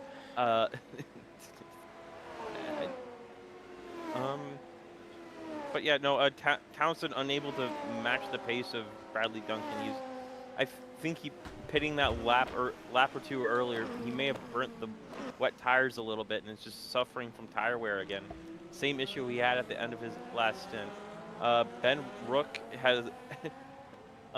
might have McMillan on his exhaust pipes here in about a lap or two, because that Mercedes absolutely flying right now in these wet conditions, just absolutely tearing it up. It pretty much just like how it is in ACC, where it can eat curves, and it's for some reason really good in the rain. Only car that can probably beat it in the rain is either going to be the Lamborghini. Matt Wright's just made an interesting point. Tony says that the racing's on the laptop. Shocking from you, Tony. Should be on the big screen. Matt Wright's just said, I wonder if Brady's running a wetter setup. He was so slow when it was dry, but he's flying now. So, you were saying, I was saying that he was fuel saving. Or virtual energy saving, should I say. Lifting, coasting. But that could be a good shout. The thing is, I would say that if he didn't take pole and it wasn't so tight in qualifying. But don't forget, qualifying was fully dry, so everybody could have changed setup just before the race. Was it Parc Fermé here? No, no Parc Fermé. Yeah. Oh, Phipps is struggling. No weird rules. I think we found Phipps's Achilles heel. He's had a little bit of a twitch out the final on the entry into the final corner. Callum Clark is now all over the back of him. Joseph Bates has gone 1.8 seconds up the road. Shocking from Law as well, because the racing's on the laptop, football's on the big screen. Change them around. Here comes Callum Clark then on the back of that of Andrew Phipps. Down towards turn one they go. Phipps is on the defensive. Joe Bates 1.5 seconds as he lifts and breaks into turn one. Callum Clark looking right around the outside of Andrew Phipps. Can't get the move done. Close to the rear wing of Phipps here. Now tucks back underneath for the outside of turn two once again. So Phipps is sending Clark exactly where he wants to put him. And now into turn two they go. Phipps, does he carry that too much momentum? He's done exactly the same as what he did to Joe Bates, and through goes Callum Clark. The championship leader is down into third. It could just be he's trying to stay on the racing line too much and trying to be fast and not controlled. It's such a weird feeling, especially or a weird thing to think about. Like, you don't want to go fast in the rain. You want to be controlled, and if you're controlled, you're going to go fast. It's a weird train of thought, which apparently Fury has completely mastered. He's focused on keeping the car under control and going at a good rate. It's just he's just not worrying about being quick, and he's forcing that car around the track out the wrong way. So that allowed Clark to go through. So now Clark has the tax now to stay in front of Phipps and start to catch Fury. Yeah, completely agree. What a race this is turning into, Tanner. 48 minutes left. So if anybody was to pit now, even in the LMP2s, we know at times that Phipps has had to just save fuel in the past to try and get that to 50 minutes to get to the end with some fuel saving. We know now that you could probably pit now and get to the very end of the race. That is for everybody in this race at the moment. So, yeah. We're at that interesting stage. The problem is, people aren't going to want to pit just yet because they want to see if this race is going to play out. You said there's drizzle on the way. So if that starts to dry the track out to a point where slicks can go back on the car, people are going to want to use that second stop to put a set of slicks on. Yeah, so it's... Oh, rain's done. It's partly cloudy. No more rain right now. It's just wet tire. It's just so wet... So what is the forecast for now? The forecast right now is just partly cloudy. And what's coming? Drizzle, overcast and drizzle. So it's saying there's more rain on the way, but yeah. So potentially some more rain on the way, but at the for the time being, it is only cloudy. So just staining one. This will dry the track a little bit. It's obviously not going to be dry for a long while yet. You can see the amount of spray as Ben Rook goes very deep at the bottom end of the circuit. That could make Matt McMillan interested. This is on board. Oh, Callum Clark's had a spin. So now Phipps is back through, and Callum Clark has lost third place. Absolute scenes here at the moment in Fuji Speedway. And remember, while all that's going on, don't forget to hit the bell to be notified. Like if you see what you like. Hit the like button if you like what you see here, and subscribe to the channel if you are new. We are 5 away from who's around turn one. Bradley Duncan. Bradley Duncan. Let's go on board with him. Matt Townsend leads the race, and here comes Schaefer's. So Bradley Duncan's made a mistake, and Schaefer's goes through. Championship leaders are all at strife in this race at the moment, and Bradley Duncan's down to third. I was about to make a point too that Bradley Duncan was lifting and coasting big time into turn one. I think it's a bit too late to try to make it to the end here, so I do think there's going to be another pit stop. By the way, forecast, also no rain, so the rain could possibly be over right now. So that could be go on. a race, if the pace and order stays here, that might be a race win loss for Bradley Duncan in this race. Well, let's see what he can do. So, hit the bell to be notified. Hit the thumbs up button if you like what you see here. Hit the subscribe button if you are new. We're 5 away from 1,330, which is our next milestone. We try and treat every 10 as a milestone here. And also, go down to the description and check out Design Manchester, producers of vinyl graphics, laser engraved gifts, mugs, printed clothing, and much more, including SimPlay Motorsport merchandise, and Big Apple Logistics, who specialise in moving plants and heavy machinery worldwide. Apparently I said Schaefer's and all that. Matt Wright's just said, Matt, yeah, I know yes, you're ready to say... Oh, I did, yeah. Oh, 2-0 Spain, yes. Let's go Spain. I'm just... only reason I'm rooting for Spain is because of Yamal's younger brother. In my heart, I want Argentina to win just because of Messi. Right. But Ben Rook's got Callum Clark... Enough football, Tanner. You're digressing again. Oh. Right? And I digress. Sorry. I forgot to say that. No. Ben Rook's coming under a little bit of pressure from McMillan. It just dropped to within a second. But Callum Clark is hassling the back of Phipps. Well, he's not, actually. It's a bit closer. It's a bit further than what the gap's just said. That's because they've just had to lap one of the Lexuses coming out of the final corner. I think that might have been Gray Langley they've just put a lap on. Bradley Duncan made a mistake. So him and Phipps are human. Yeah, it's...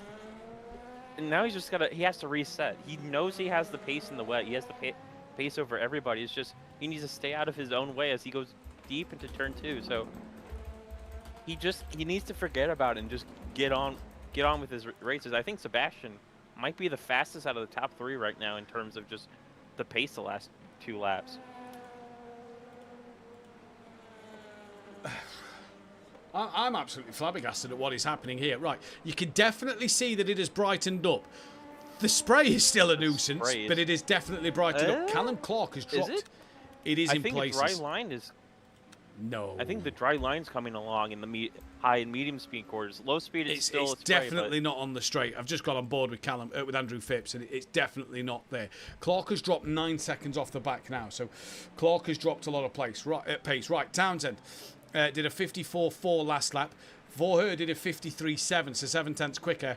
Bradley Duncan did a 2:05.0. That was obviously because of his spin. But Bradley Duncan is bringing that gap down to Vorher at this stage of the race. Any other fights happening out there? Not at the moment. Our closest battle is this of Benjamin Rook and that of Matt McMillan in the background in this one. Ben has had a hit and miss race tonight. It's just a hit and miss season for him, though. It's because he had a really good race last week. It just that one mistake that the drive-through he had cost him, and it just he wasn't able to stretch the legs of the Porsche. He's had the pace in the Porsche. It seems like one mistake here or there that cost him, which is very not like him.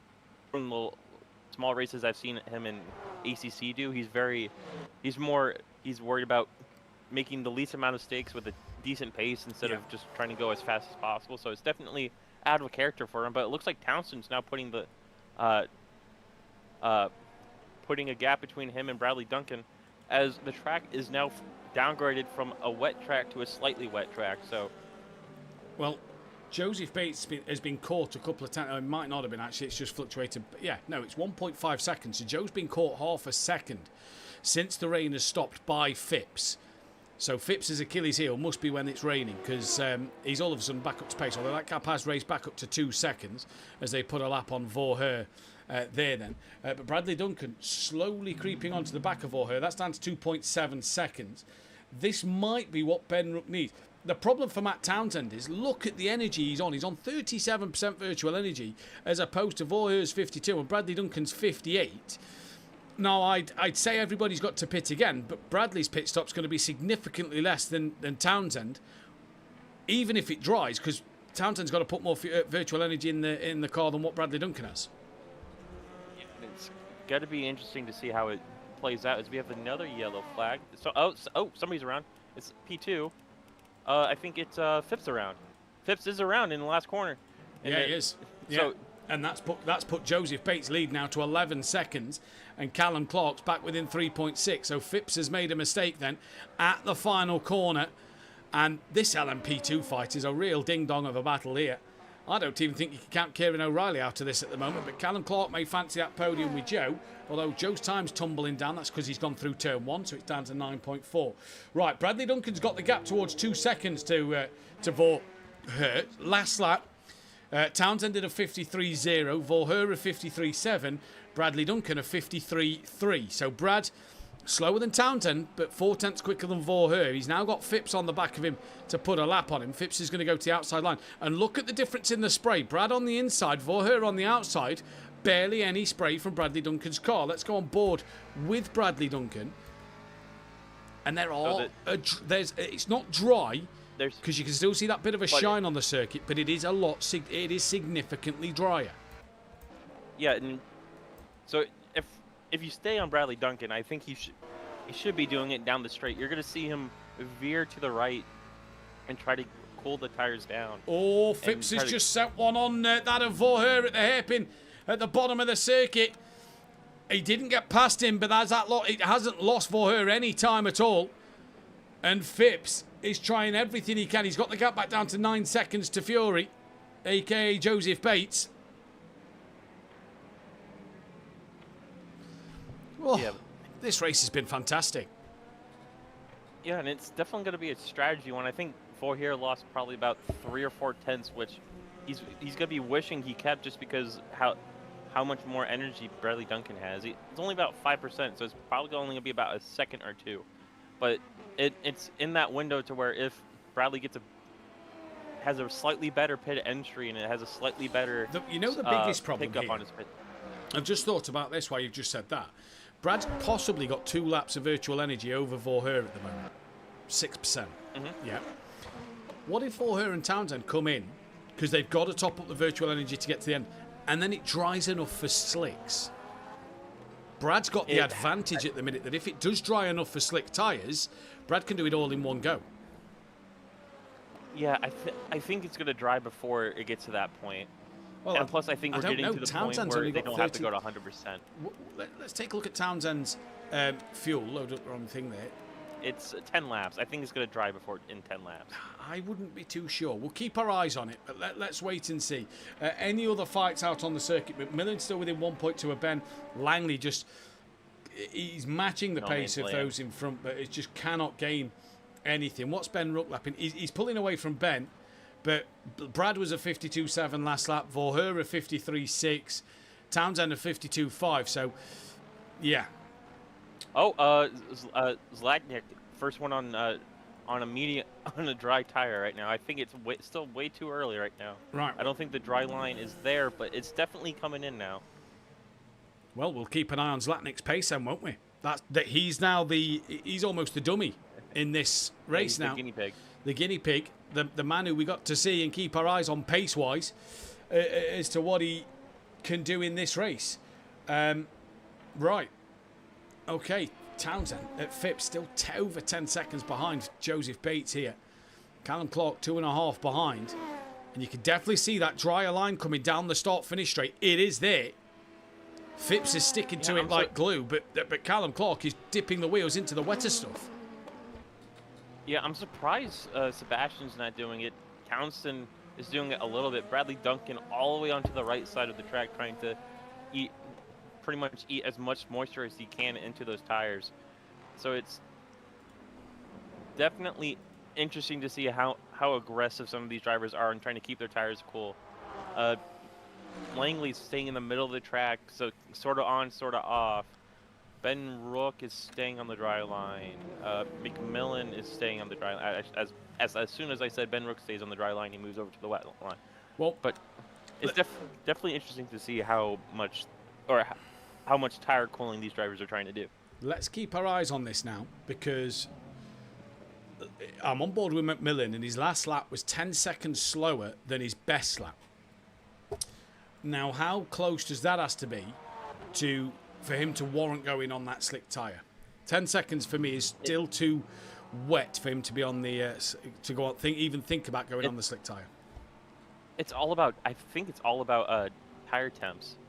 I think if the tires start to overheat too much to where even if you go onto the dry line, it's or into the wet stuff on the straight and it doesn't cool your tires down enough, it's too early, or then that's the perfect time. I always do it off of that instead of lap time, because sometimes lap time can be a bit of a red herring.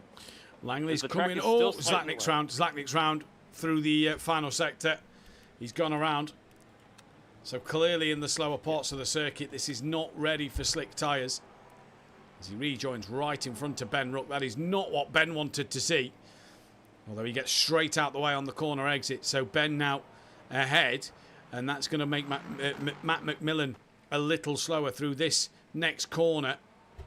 When is McMillan able to get through? Because he's so far lost 0.6 of a second to Ben Rook. I'm interested to see the time here. I know he's had a spin. But what is Zlatnik's lap time going to be? Even with that moment. It's too slow already. It's too early. He's going to the end, though, that's for sure. He's going to the very end of this race. Unless he decides that enough is enough. Crosses the line 2:07.5. Now, he did have a spin. And the leaders are lapping in the 150s. So he's only... In fact, what did Townsend just lap? Did a 52.1. So he's only 16 seconds slower, but did have a bit of a moment. So keep your eyes on Zlatnik. It might not be that far away.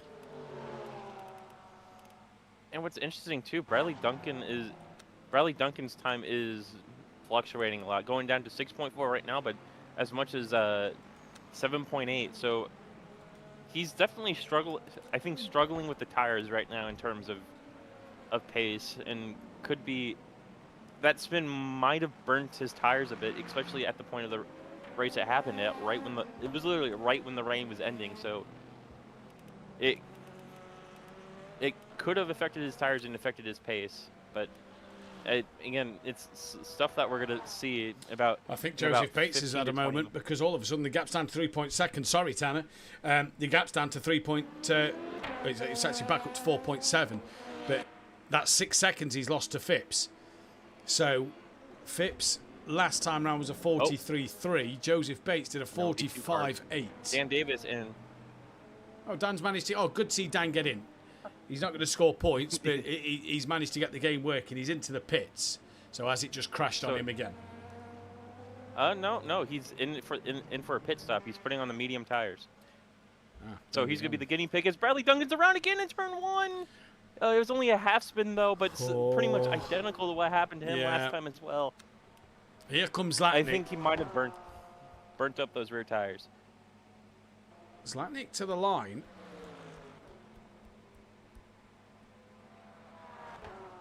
.57.8. So he lost 5 seconds to Townsend last lap. So it's getting close. It's getting dry. I mean, look from the helicam here. That middle sector, you can see the drier line appearing. Yeah.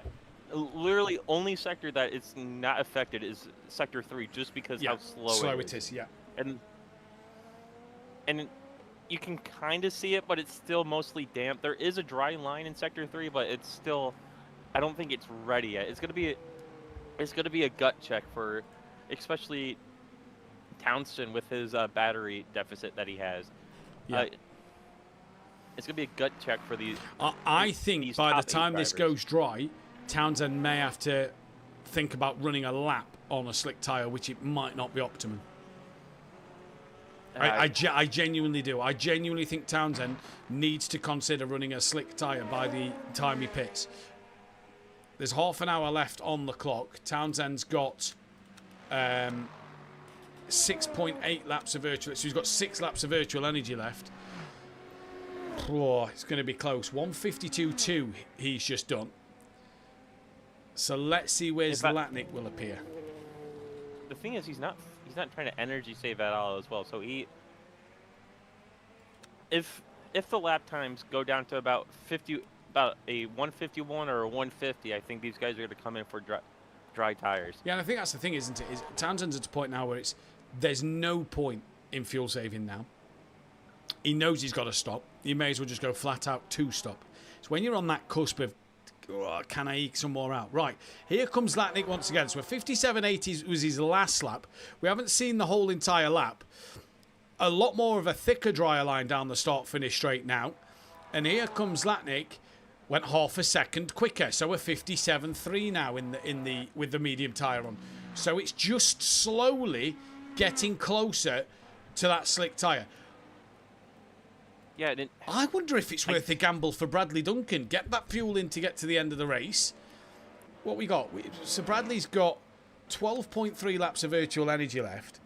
There's 14 laps left to go. 14, 16, yeah. Is it worth Bradley maybe risking it to come in now, get the virtual energy you need in the car, maybe slap on a set of slicks? I think in a lap or two, maybe. I don't think it's ready yet to where like you can kind of benefit from it, but I think in a lap or two, it's definitely in that range of you can go take the gamble and be happy with, especially since he has 20 seconds to Gray Langley behind. And he's probably got to gain a bit more time in the pits because he's that far ahead. I think in a lap or two, we're definitely going to see, we might see some of these drivers, especially if the track state goes from slightly wet to damp. Well, Townsend was a second quicker. He's down to a 51.1. Is Matt Townsend here? Vorher's just gained 0.6 of a second, 51.5. Bradley Duncan. Oh, the track just went to damp. Right, there we go. Track's damp. So Bradley Duncan, 51.6. I tell you, could be another shot. Langley's in.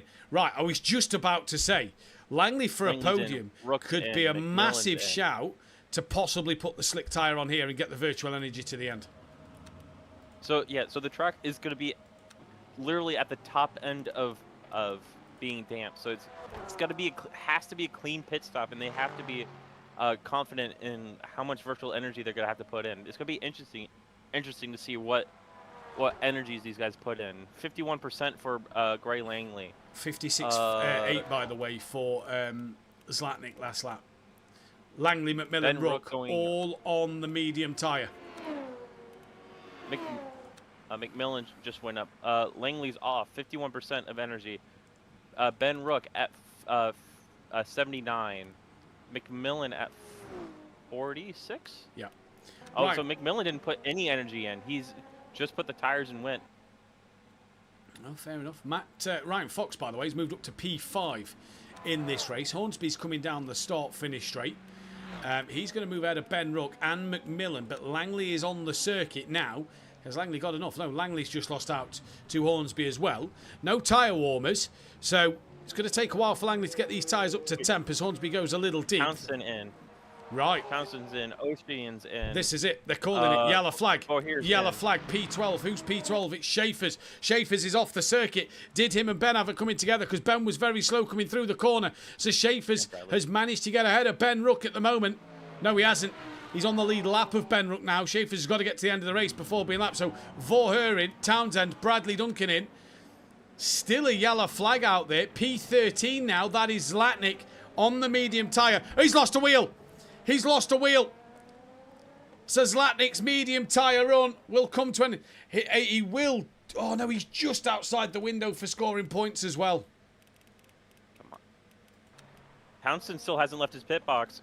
He's just now leaving. Bradley Duncan leaving right in front of him. It's going to be close, but Bradley Duncan has a bad exit. Where does Vorher come out of all of this? I think he's still in the box. Oh, my God. I thought there was going to be 3 wide for a moment. They're coming out the pit lane. So, yeah, Bradley Duncan now has less energy, 9% less, but it's going to be on cold tires. John Rainwright still on his wet set of tires, still out.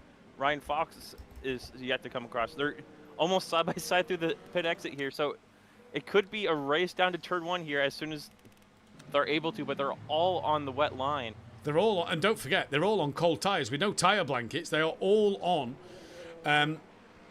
cold tyres. Langley's tyres will be a little bit warmer, not massively, but a little bit. So Zlatnik, the guinea pig for the race, I suppose, on the medium tyre, is out of it. What a shame for him. But Bradley Duncan somehow has got the lead of this race back.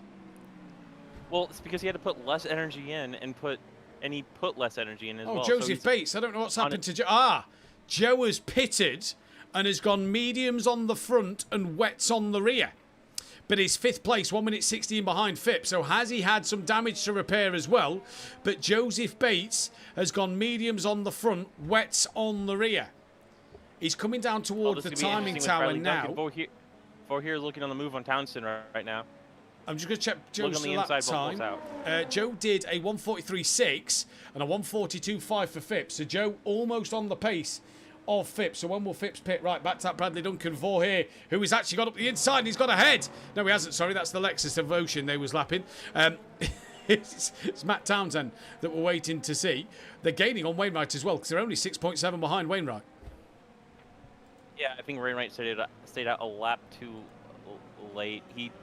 I don't think he won't be able to make it to the end of the race, but he should be coming in this lap, maybe. Oh, Townsend all out to shape. Big wiggle for Townsend. And through goes Vorher. Townsend was sideways, rally style out the final corner. Somehow keeps it pointing in the right direction, but has lost out that second place, that net second place. Wainwright stays out on track. Yeah, and as does Ryan Fox.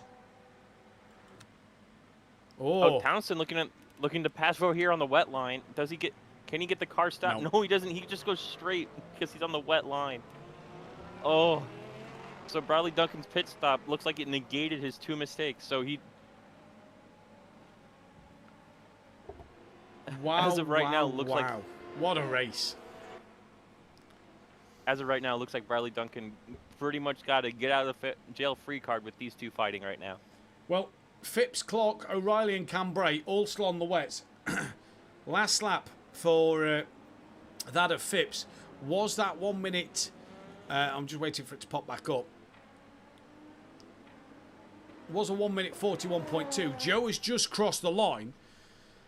Went 1.7 quicker than his lap previous. Did a 1:41.9. So Joe, by putting the mediums on the front and keeping the wets on the rear, as he has a bit of a lock up into turn 1, but nothing major.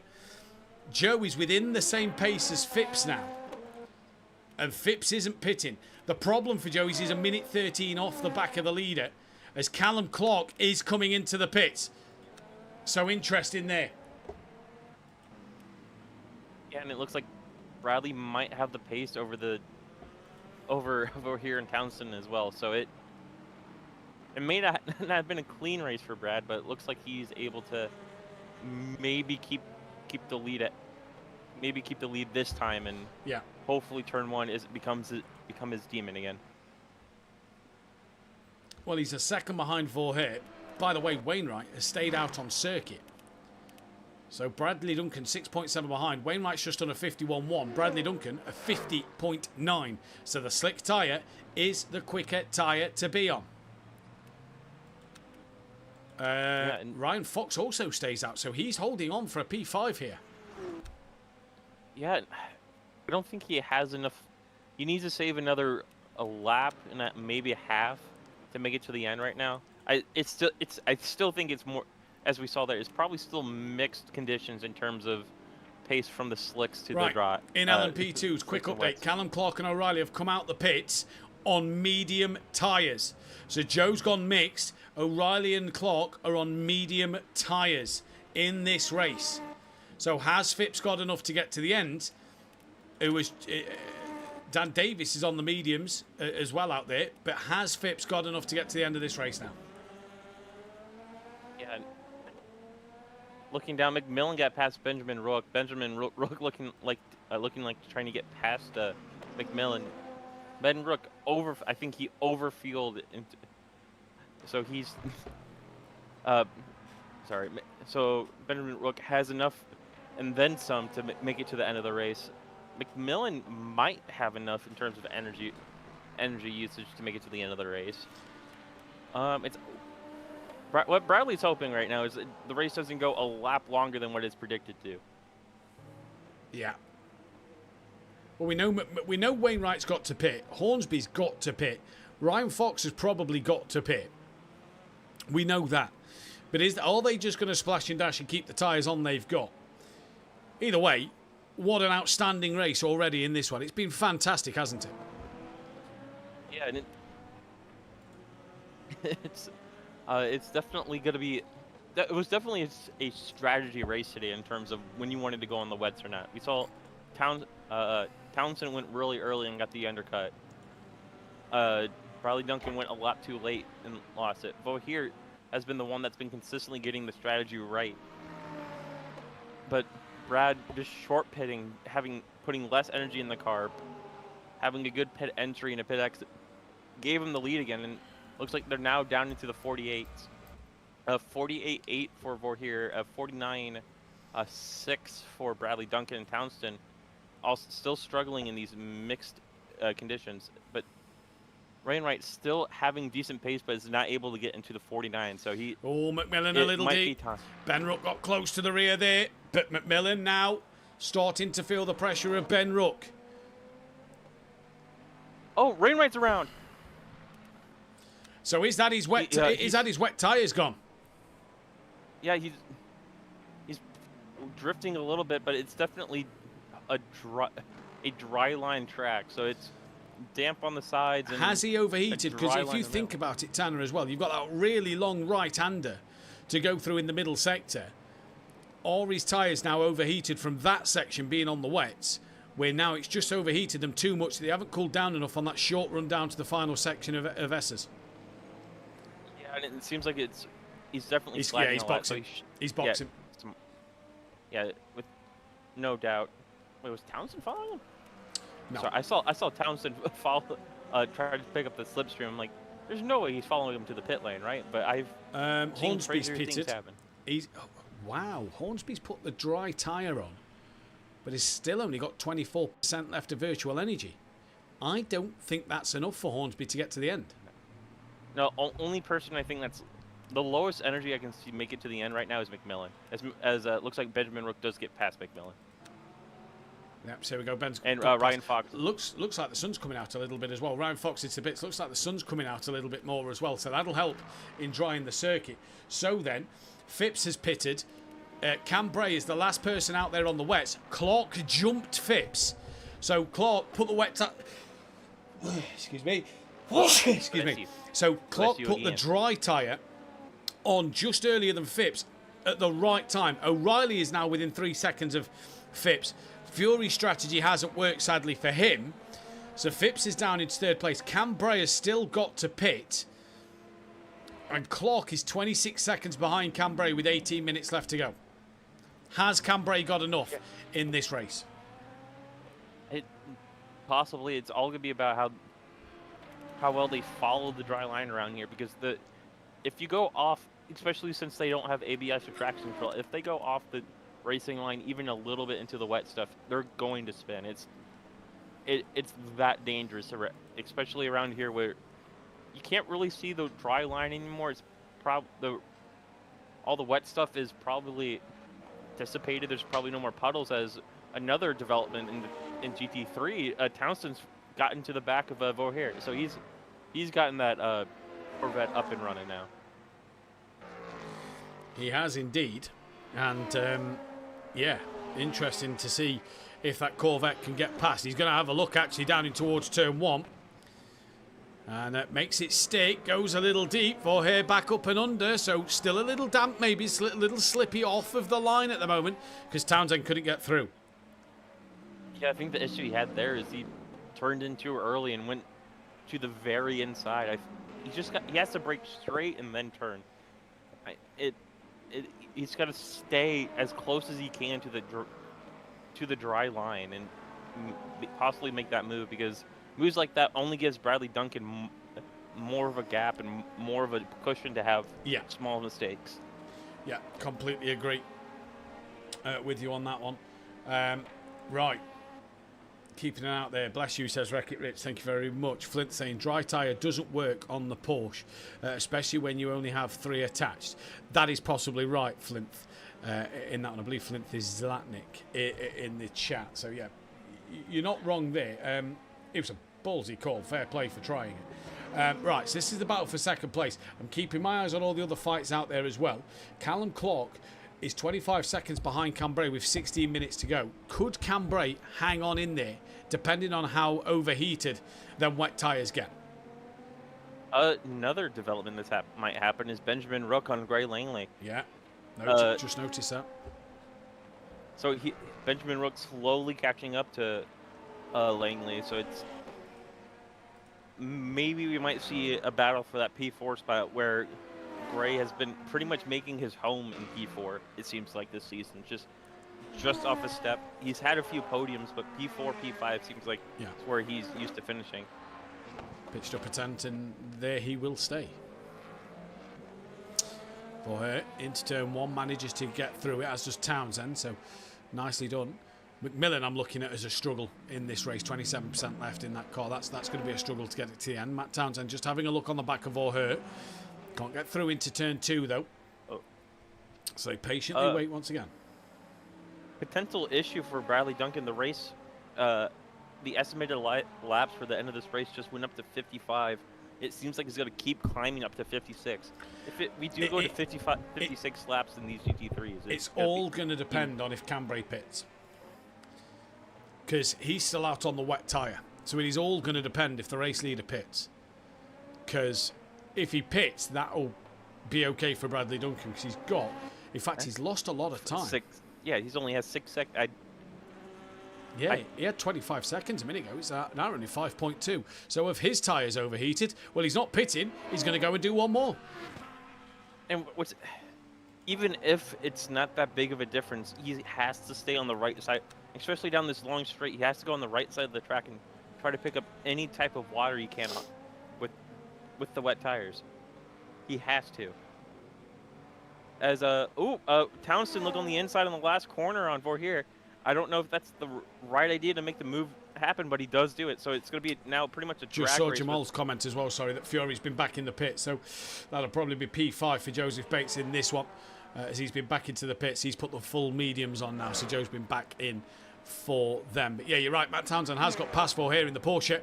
And yeah, interesting to see if Vorher can come back in. I don't know if Vorher had that much pace in the start over that of Matt Townsend when it was dry at the beginning of the race. Other battles developing. We're looking at Ben Rook. I'm keeping my eye on Phipps, who is slowly bringing the gap down to Clark in LMP2. Obviously, we know Clark's gaining on the back of Cambrai.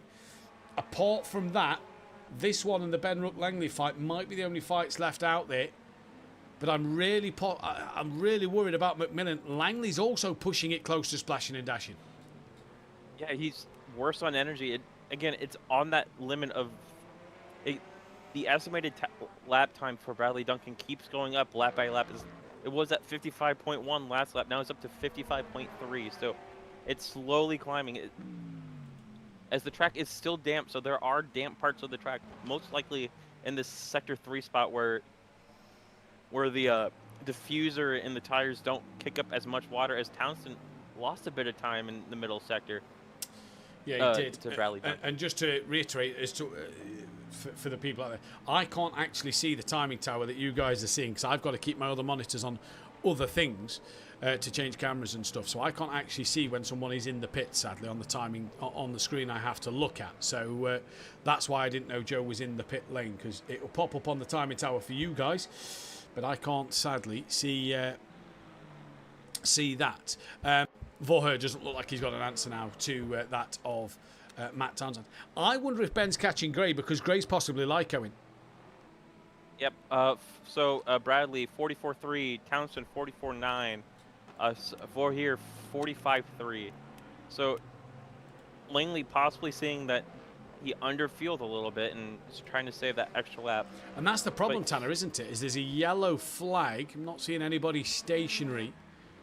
The problem, Tanner, is... Oh, no, it's P12, it looks like, in the LMGT3. That is Jimenez. Has to get out of the way of Bradley Duncan at the very last minute. The problem is, for those who've been refuelling, they refueled while the track was still wet. The pace has now obviously picked up, so they're going through more virtual energy. So now, this is where they've gone, should I have maybe put an extra lap or two in? It's going to be... It's interesting to see Gray Langley last lap of 44.5. Benjamin Rook also a 44.9, so those two close in pace, but I think Ben Rook might be a little bit too late right now in terms of catching. I think Matt Townsend's entering that area as well, where it might be a little bit too late for him to mount and charge on the race leader right now. The only thing that Rook and Townsend, and maybe Vorher as well, can hope for is that Langley and Duncan, and the same for Wainwright over McMillan, is that they have to start fuel saving. Because if this lap does go the 55 laps, Brad and Langley's going to be in more bother than Bradley Duncan here. So, yeah. Because I think Bradley, if he does box, he might go down to P6 maybe. I think he stays in Cambray's lowest pitted. Position. Cambray's pitted. Kieran O'Reilly is back into the pits. So not sure what has happened to Kieran O'Reilly. He's driving out now. Joseph Bates a little too far behind, but Joseph Bates has got past Jock and Cambray. So he's back up into fourth place.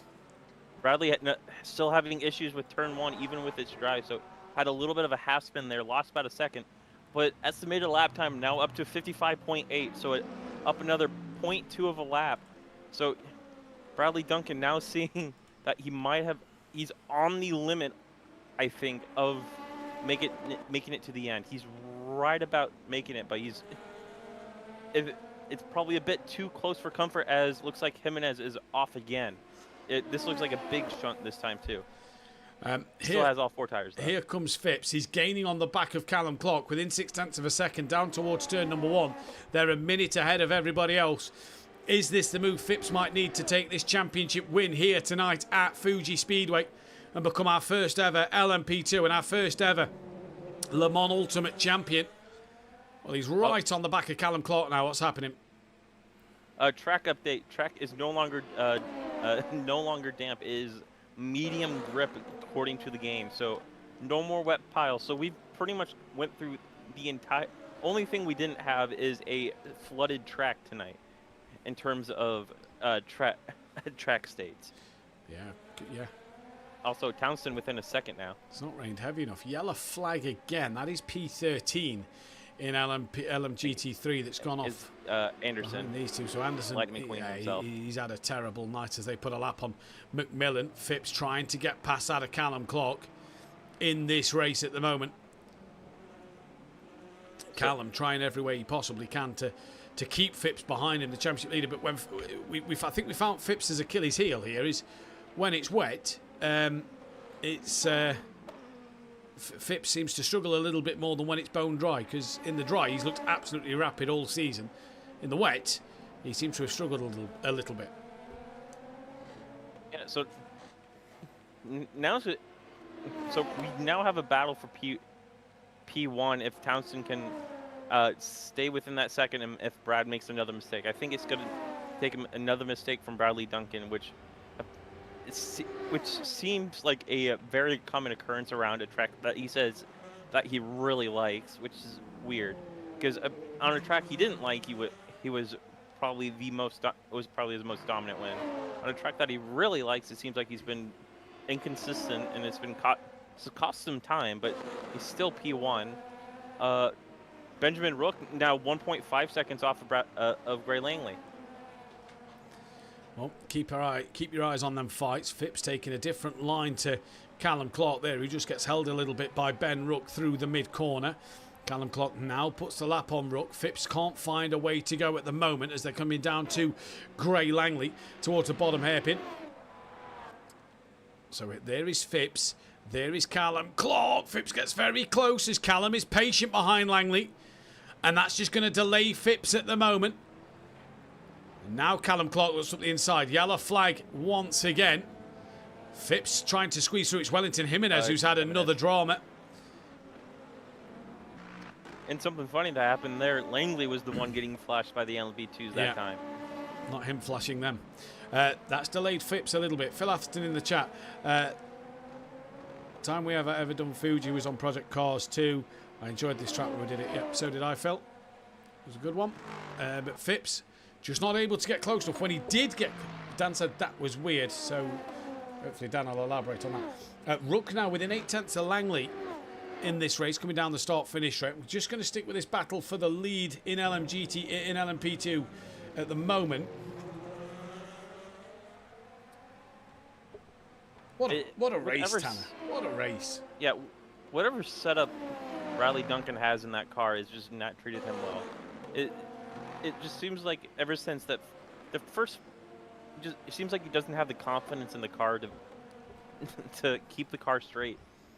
Even though he is getting the speed out of it, it just doesn't seem like he's able to be consistent in it. Well, he's got Townsend within 8/10 of a second of him. There's Ben Rook within 8/10 of a second of Gray Langley. Drops down to 6/10 through the corner. I'm still just going to stick with this battle for the lead in LMP2 at the moment. I'm going to keep an eye on it.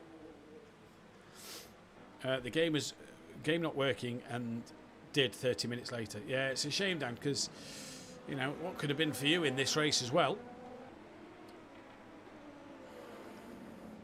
Wish I could have been more involved. The rain is my favourite. Yeah, I know you enjoy the rain. Portimao next week, finale. But are we about to crown a champion in Phipps tonight? He'd love to win the race. And remember, every time Phipps has won, Bradley Duncan has won. Bar last week when Bradley wasn't here. But every time they've both been here, when Phipps has won, Bradley Duncan has won. As they're about to put a lap there on Joachim Cambrai in class. And Callum Clark looking for his first ever race win. 9/10 of a second Bradley to Matt Townsend. 8/10 Langley to Ben Rook. These are the closest three fights on the circuit. This, though, is the closest at the moment. As we enter the final 5 minutes of this race, the question is, has Brad and has Langley got enough virtual energy in the tank? I think they barely do. I think Bradley just saved enough. I think he's on the edge, though, in terms of it. So he has to save a little bit more. So he's saving a little bit every corner, but on every braking zone, Townsend's catching him, and it's you can see it in the timing. Every time they go into a big braking zone, that Townsend just catches in a 10th or two. I don't know if it's enough to give it away, but I think it's definitely costing Brad some lap time right now. Well, Callum Clark, he got the position in the pit lane, but he did didn't keep it. And Brad looked quick at the first stint in the dry because he really pulled away from Townsend quite a bit, didn't he? Did Bradley Duncan. This is the lead, though, in LMP2 between Callum Clark and that of championship leader and potential championship winner, that of Andrew Phipps. Ben's within 3/10 of Langley. That's actually closer than this fight. So let's go back down to Langley and Ben Rook. So They're just going around the last sector. So I think the gap's going to go a bit bigger just because this last sector does kind of...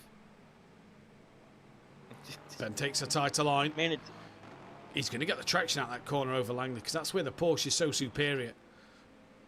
He's pretty much in the golden zone for slipstream. He probably had a little bit worse exit, but he's definitely in the golden zone compared to Langley to go to the end. Langley, I think, is again on the absolute edge. I think he needs to save he needs to save another quarter lap to be safe to the end. Oh, Ben close right up there. Matt Townsend is right on the rear with Bradley Duncan as well.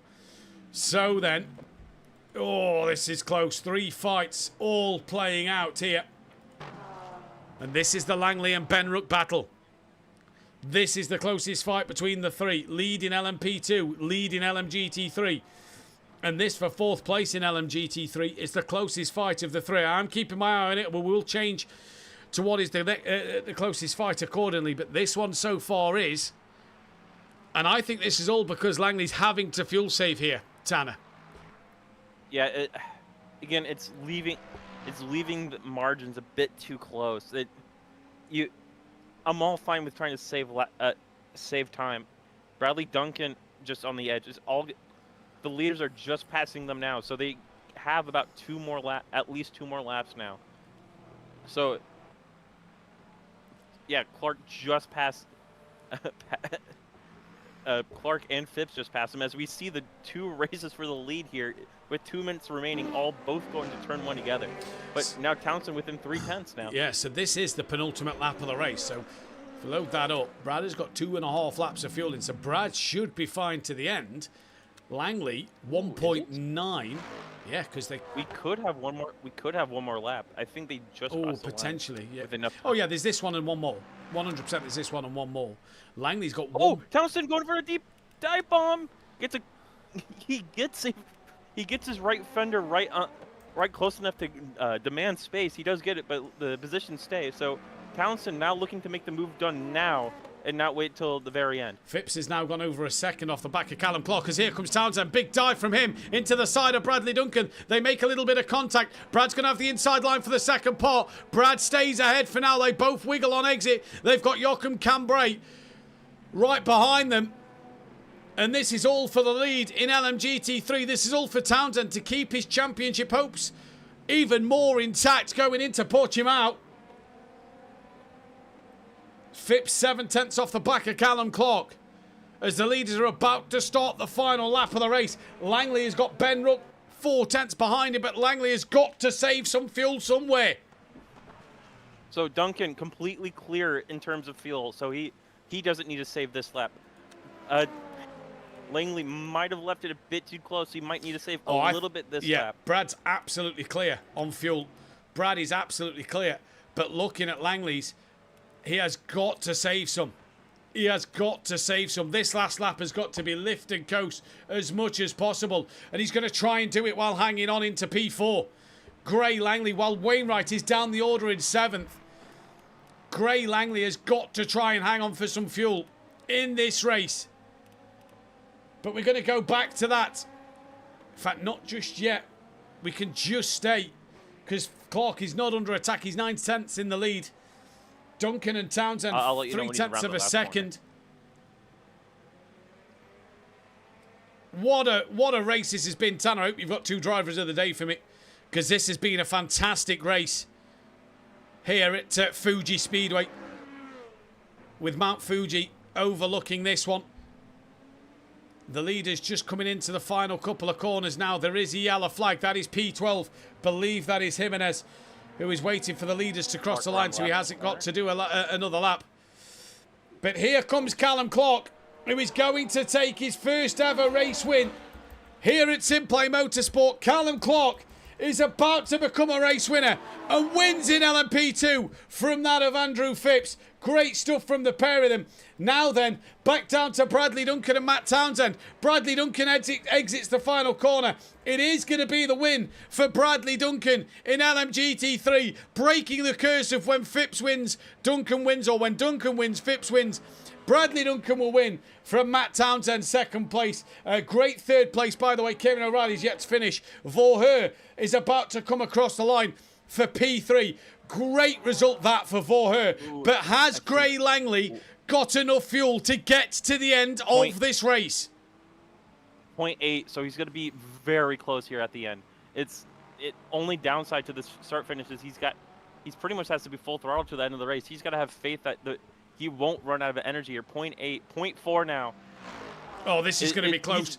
This is for P4. This could give him a stop-go penalty at the very end of this race. I'd be lifting off now. Gray Langley crosses the line just as he gets to 0. Langley 4th, Rook in 5th. Kieran O'Reilly is coming round the final corner. Joseph Bates very close to the rear of Kieran O'Reilly as well. So Kieran O'Reilly will be P4. It will be P3. Joseph Bates, P4. Good results for them. Cambrai will be P5. If we go back to that in LMGT3, so I can get the results in. It was Bradley Duncan who won from Townsend. Vorher was P3. Langley was in 4th ahead of Ben Rook in P5. McMillan was then in 6th. What a result for Matt McMillan in this one. Good result for him. Wainwright was P7 in this one. Ryan Fox, great 8th place for Ryan Fox. Ossian, P9, lovely result for him. He'll be happy with that one for sure. Schaefer's, great pace. The rain ruined Schaefer's race, realistically. He was P10. 11th for Hornsby. 12th for Wellington Jimenez. And then 13th for Gareth Anderson in this one. Fastest laps of the race, by the way, went to that of Andrew Phipps and to... I think it's for her. Sebastian Vorher. Yep, so Vorher claims an extra point for fastest lap. Nope. Schaefer's. Was it Schaefer's? Schaefer's by a 10th. Yeah, I scrolled down. Yeah, Schaefer's, yeah. Schaefer's by a 10th, then we'll get the fastest lap of the race. So Schaefer's just gets an extra point there. And then obviously that of Andrew Phipps will take an extra point. Right, as we get the camera to come back over and across to ourselves, let me work out now the drop scores and everything, because this is the final week of drop scores. So this is the final time drivers can take them. So he's not got one, he's not got one, he's not got one. That'll be 0. That stays as it is. That goes to 18. That stays the same. That stays the same. That stays the same. So everybody's drop scores are in. So let's work out these tables and let's see if we've crowned a champion or not. I could tell you in LMP2, we have not crowned a champion. O'Reilly is hanging in there by the skin. And I mean the skin of his teeth at the moment. That is 4 points in it. It is that of Andrew Phipps, who is on 208. O'Reilly is on 168 with 44 points left to play with. Ruth Townsend says, great race, Townsend and Duncan. Indeed it was. Hornsby saying, I really need to learn how to pit. Joseph Bates is up to 3rd. Cambray's up to 4th. Wright 5th. With Davis down in 6th from Clark. Rozalski, Silf, Lal, Beard and Parkey. And in LMGT3, there is no champion. There is...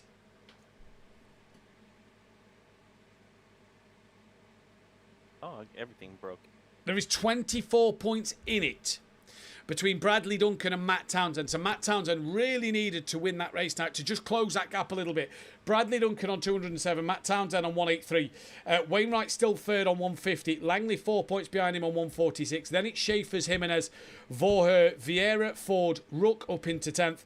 From Daniel, Ryan Fox, McMillan, Anderson, Horn Edwards, Love, Stapley, Hornsby, Zlatnik, Herbst, Schrodel, Plavins, Archer, Erkin-Koglu and Bergsma. In the chat, is there anybody in for an interview? Yes, there is. We'll start off with that of Vorher, who was 3rd place in the LMGT3 category. Sebastian, great race. It was an awesome fight between you, Townsend and Bradley Duncan. Just dried out where you just didn't have the pace at the very end. Yeah, it just wasn't enough. I knew the pace wasn't enough at the start of the race. So the first stint was only to keep up with them, with the top 5, and yeah, made a good job while it was raining and hold the pace. Now talk us a bit about that race, because dry to wet to dry again, it seemed like the conditions was very tricky, especially knowing when to pit for the wet tyre and to pit for the dry tyre. Yeah, I just got with Townsend there, so I had a little bit of I don't know how to say that, but I got with Matt, and it was a good choice. So I also felt like the transition, and yeah, it was quite great drive. Indeed it was. Final race of the season next week at Portimao. What do you think you can do around there? First time in GT3, so I hope that's like last weekend this week. Well, best of luck, buddy. Enjoy that one, and we'll see you next week. Thanks. We're going to move over now to, I can't believe I'm saying this, P2 man, Andrew Phipps. I think we found your Achilles heel, and that's a bit of water falling from the sky. Yeah, I had an absolute nightmare in that weather. Just, yeah, too many spins tonight. Just, I thought I was driving so under the limit, but then once the back starts going, that's it's gone. And then I just waited 2 laps too late to change back to dry tyres, and I think that's what cost me then. I had the pace in the dry at the end, but it's so hard to overtake at Fuji. It's a really tricky track to get the overtake. And not just that, but it was fun. I enjoyed it. I enjoyed especially. Yeah. Oh, and then what? Yeah, in the last, with about 8 laps to go, I was chasing Callum, and then I looked down and realised that I was half a lap short of fuel. So I had to save for the last 7 or 8 laps. There we go. So I was trying to keep the pressure on, to force a mistake, but mindful that I didn't want to run out. So. You had numerous battles with Kieran O'Reilly. You had Callum, obviously, Fury, Joseph Bates, Cambrai. Was the 5 of you. Say there was only 5 LMP2 cars. Everybody was in that race at one stage. There was not one moment in that race where you didn't think who could win this one. It was a real crazy race. The dry to wet to dry was just threw a real spanner in the works. It was a fun race. Yeah, it was. I enjoyed it. I probably should have upped the wing at the pit stop. I didn't realise I did have enough time to change the wing.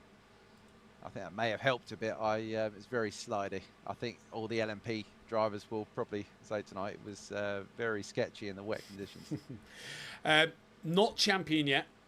It looks almost certain, but next week's another story. Portimao. What can you do around there? It's a track I really like. I think it's a fun. I don't know if it's I think it's one of my faster tracks, but it's a track I enjoy. I think it's such a roller coaster. Indeed, it is. Well, congratulations on the P2 tonight. We'll let you enjoy that and get back to it. Cheers, thank you. Cheers, buddy. Oh, congratulations to Callum, and who won the GT3? Brad. Well done, Bradley. And we move over to Bradley now, who has broken that curse of every time he wins, Phipps wins, or when Phipps wins, he wins. Brad, he missed last week at Sebring, probably the track you was most looking forward to. You said you do enjoy Fuji, but that was a nail-biter. Yeah, I really made that race harder on myself than it had to be. I knew the pace was strong heading into Fiji. It's probably one of my better tracks on the game. Actually, the first track I learned on this game. But, yeah, put on pole. I was able to just... My thinking was I was just going to fuel save at the start. I know this race is an easy one-stop race with pushing, but I wanted the fuel save just to try to save time in the pits. And I think between that and getting the fuel right on that second stop is what saved me from, skimming away with a win this race. Because like Phipps said on himself, I made way too many mistakes today. I had a couple half spins. I had a full-blown spin that cost me a lot of time. And ultimately the strategy bailed me out here. But yeah, I made that race very hard on myself. Harder than it had to be, but... hopefully it set you guys up for an exciting finish in the stream there. So yeah, escaping Fiji's and the monsoon under the skin of my teeth with that win. Indeed, because it looked like the start of your stint you had pace. It looked like in the wet you seemed to have pace. Like you said though, just that one too many mistakes just crept in, and just you know, three-way as well between Vorher, who at one stage was looking really good. Townsend obviously looked good as the race went on. He seemed to struggle early doors. Just a great race in general. Yeah, another thing that Rory was an Achilles heel for me this race was the tire wear. I was really struggling with the front right through that long, or I'm sorry, the front left with the long right-hander. I was just absolutely melting the tire in the wet, which I think that was partly why I also probably spin. I was chewing through those tires like bubblegum. And then, you know, me just taking that turn one curve very aggressively as well. That's where I had one of my spins and a half spin. And, yeah, those hairpins were just absolutely treacherous today. So, yeah, it was a good race nevertheless, though. Indeed. Portimao next. What's your thoughts on that? What can you do next week? I am happy I got the win this week because this makes Portimao a bit more comfortable. I think Portimao is one of those tracks that, like, I'm used to driving it on the Formula 1 games, so the kind of like dial it back and drive the GT3s is going to be, you know, a big challenge. So I don't think it would be a bad track for me, but I don't think it would be a good track for me. It's just going to be one of those neutral grounds for me. So honestly, and, you know, with where I'm at in the championship now, I think, honestly, if I could just pull away with a semi-decent result, I should be in great shape. So, yeah, one more race, sadly. Yeah. Indeed, it is. But congratulations on the race win tonight once again. We'll let you get back to it, and well done. Yeah, absolutely. Congrats on the... Who won LMP2? Was it Callum? Callum, yeah. Callum, congrats on the win, buddy. Phipps, congrats on the P2. I know you're not used to it, but... I mean, we're both in great spots in this championship, so I don't think you'd be too upset about that. And congrats to everybody else on the podium, and... Yeah, everybody else on the podium as well. And Matt, thank you for the commentary. And Tanner. No, a pleasure. Congratulations to Brad. We can, though, tune over to that now of Callum Clark, who is your first brand new race winner here at SimPlay Motorsport. Callum, again, I suppose, what a tricky up and down race weather-wise, but you managed in the end to get that race win over Andrew. Yeah, it was incredibly difficult out there.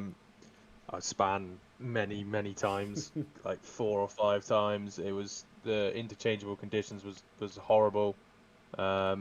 Managed to pick some pace up in the wet, and then obviously with Phipps having a couple of spins, it sort of brought me straight back into it. But yeah, it was difficult out there. Wow.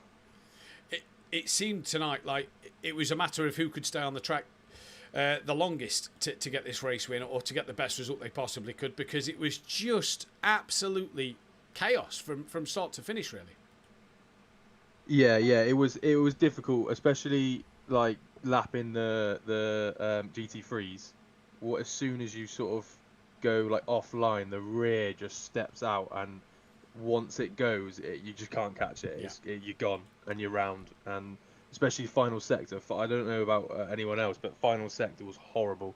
Like, especially in the interchangeable, you put the mediums on and you're just, again, you go offline to lap of a GT3, and it's so difficult. Yeah. But yeah, I mean, I thought I had Phipps on pace in the medium at the end, but just found out that he was fuel saving. So yeah, I thought I had him on pure pace, but that was silly to think that. He is a tough man to beat. Portimao next week, final race of the season. What's your thoughts on that one? What can you do there?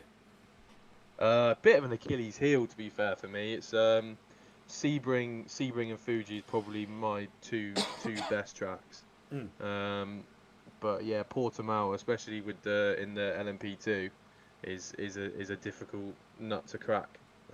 So yeah, it'll be difficult for me, but yeah, hopefully get on at least on the podium again, because I don't think I'll beat Phipps again. Well, congratulations tonight, buddy. Enjoy it, and we'll see you next week. No worries. Cheers, guys. Tanner, that wraps up the penultimate race of the season. Who was your drivers of the day for today in LMP2 and LMGT3? As Tanner's just left the commentary box, so we're not going to get his opinions there. So I'll give my vote for driver of the day. I'm going to give it to Callum.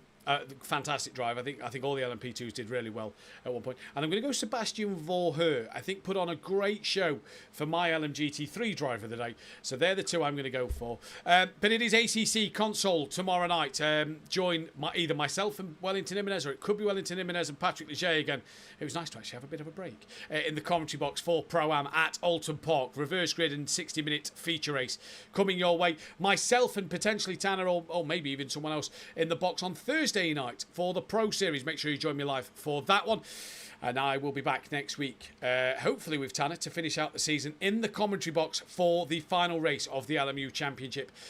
Townsend versus Bradley Duncan. O'Reilly versus that of Phipps. Who will come out as champion here for the first season of LMU before we head into their 6-week break? They will be back before ACC next season, though. You don't have to worry and wait for ACC to be done and then 6 weeks.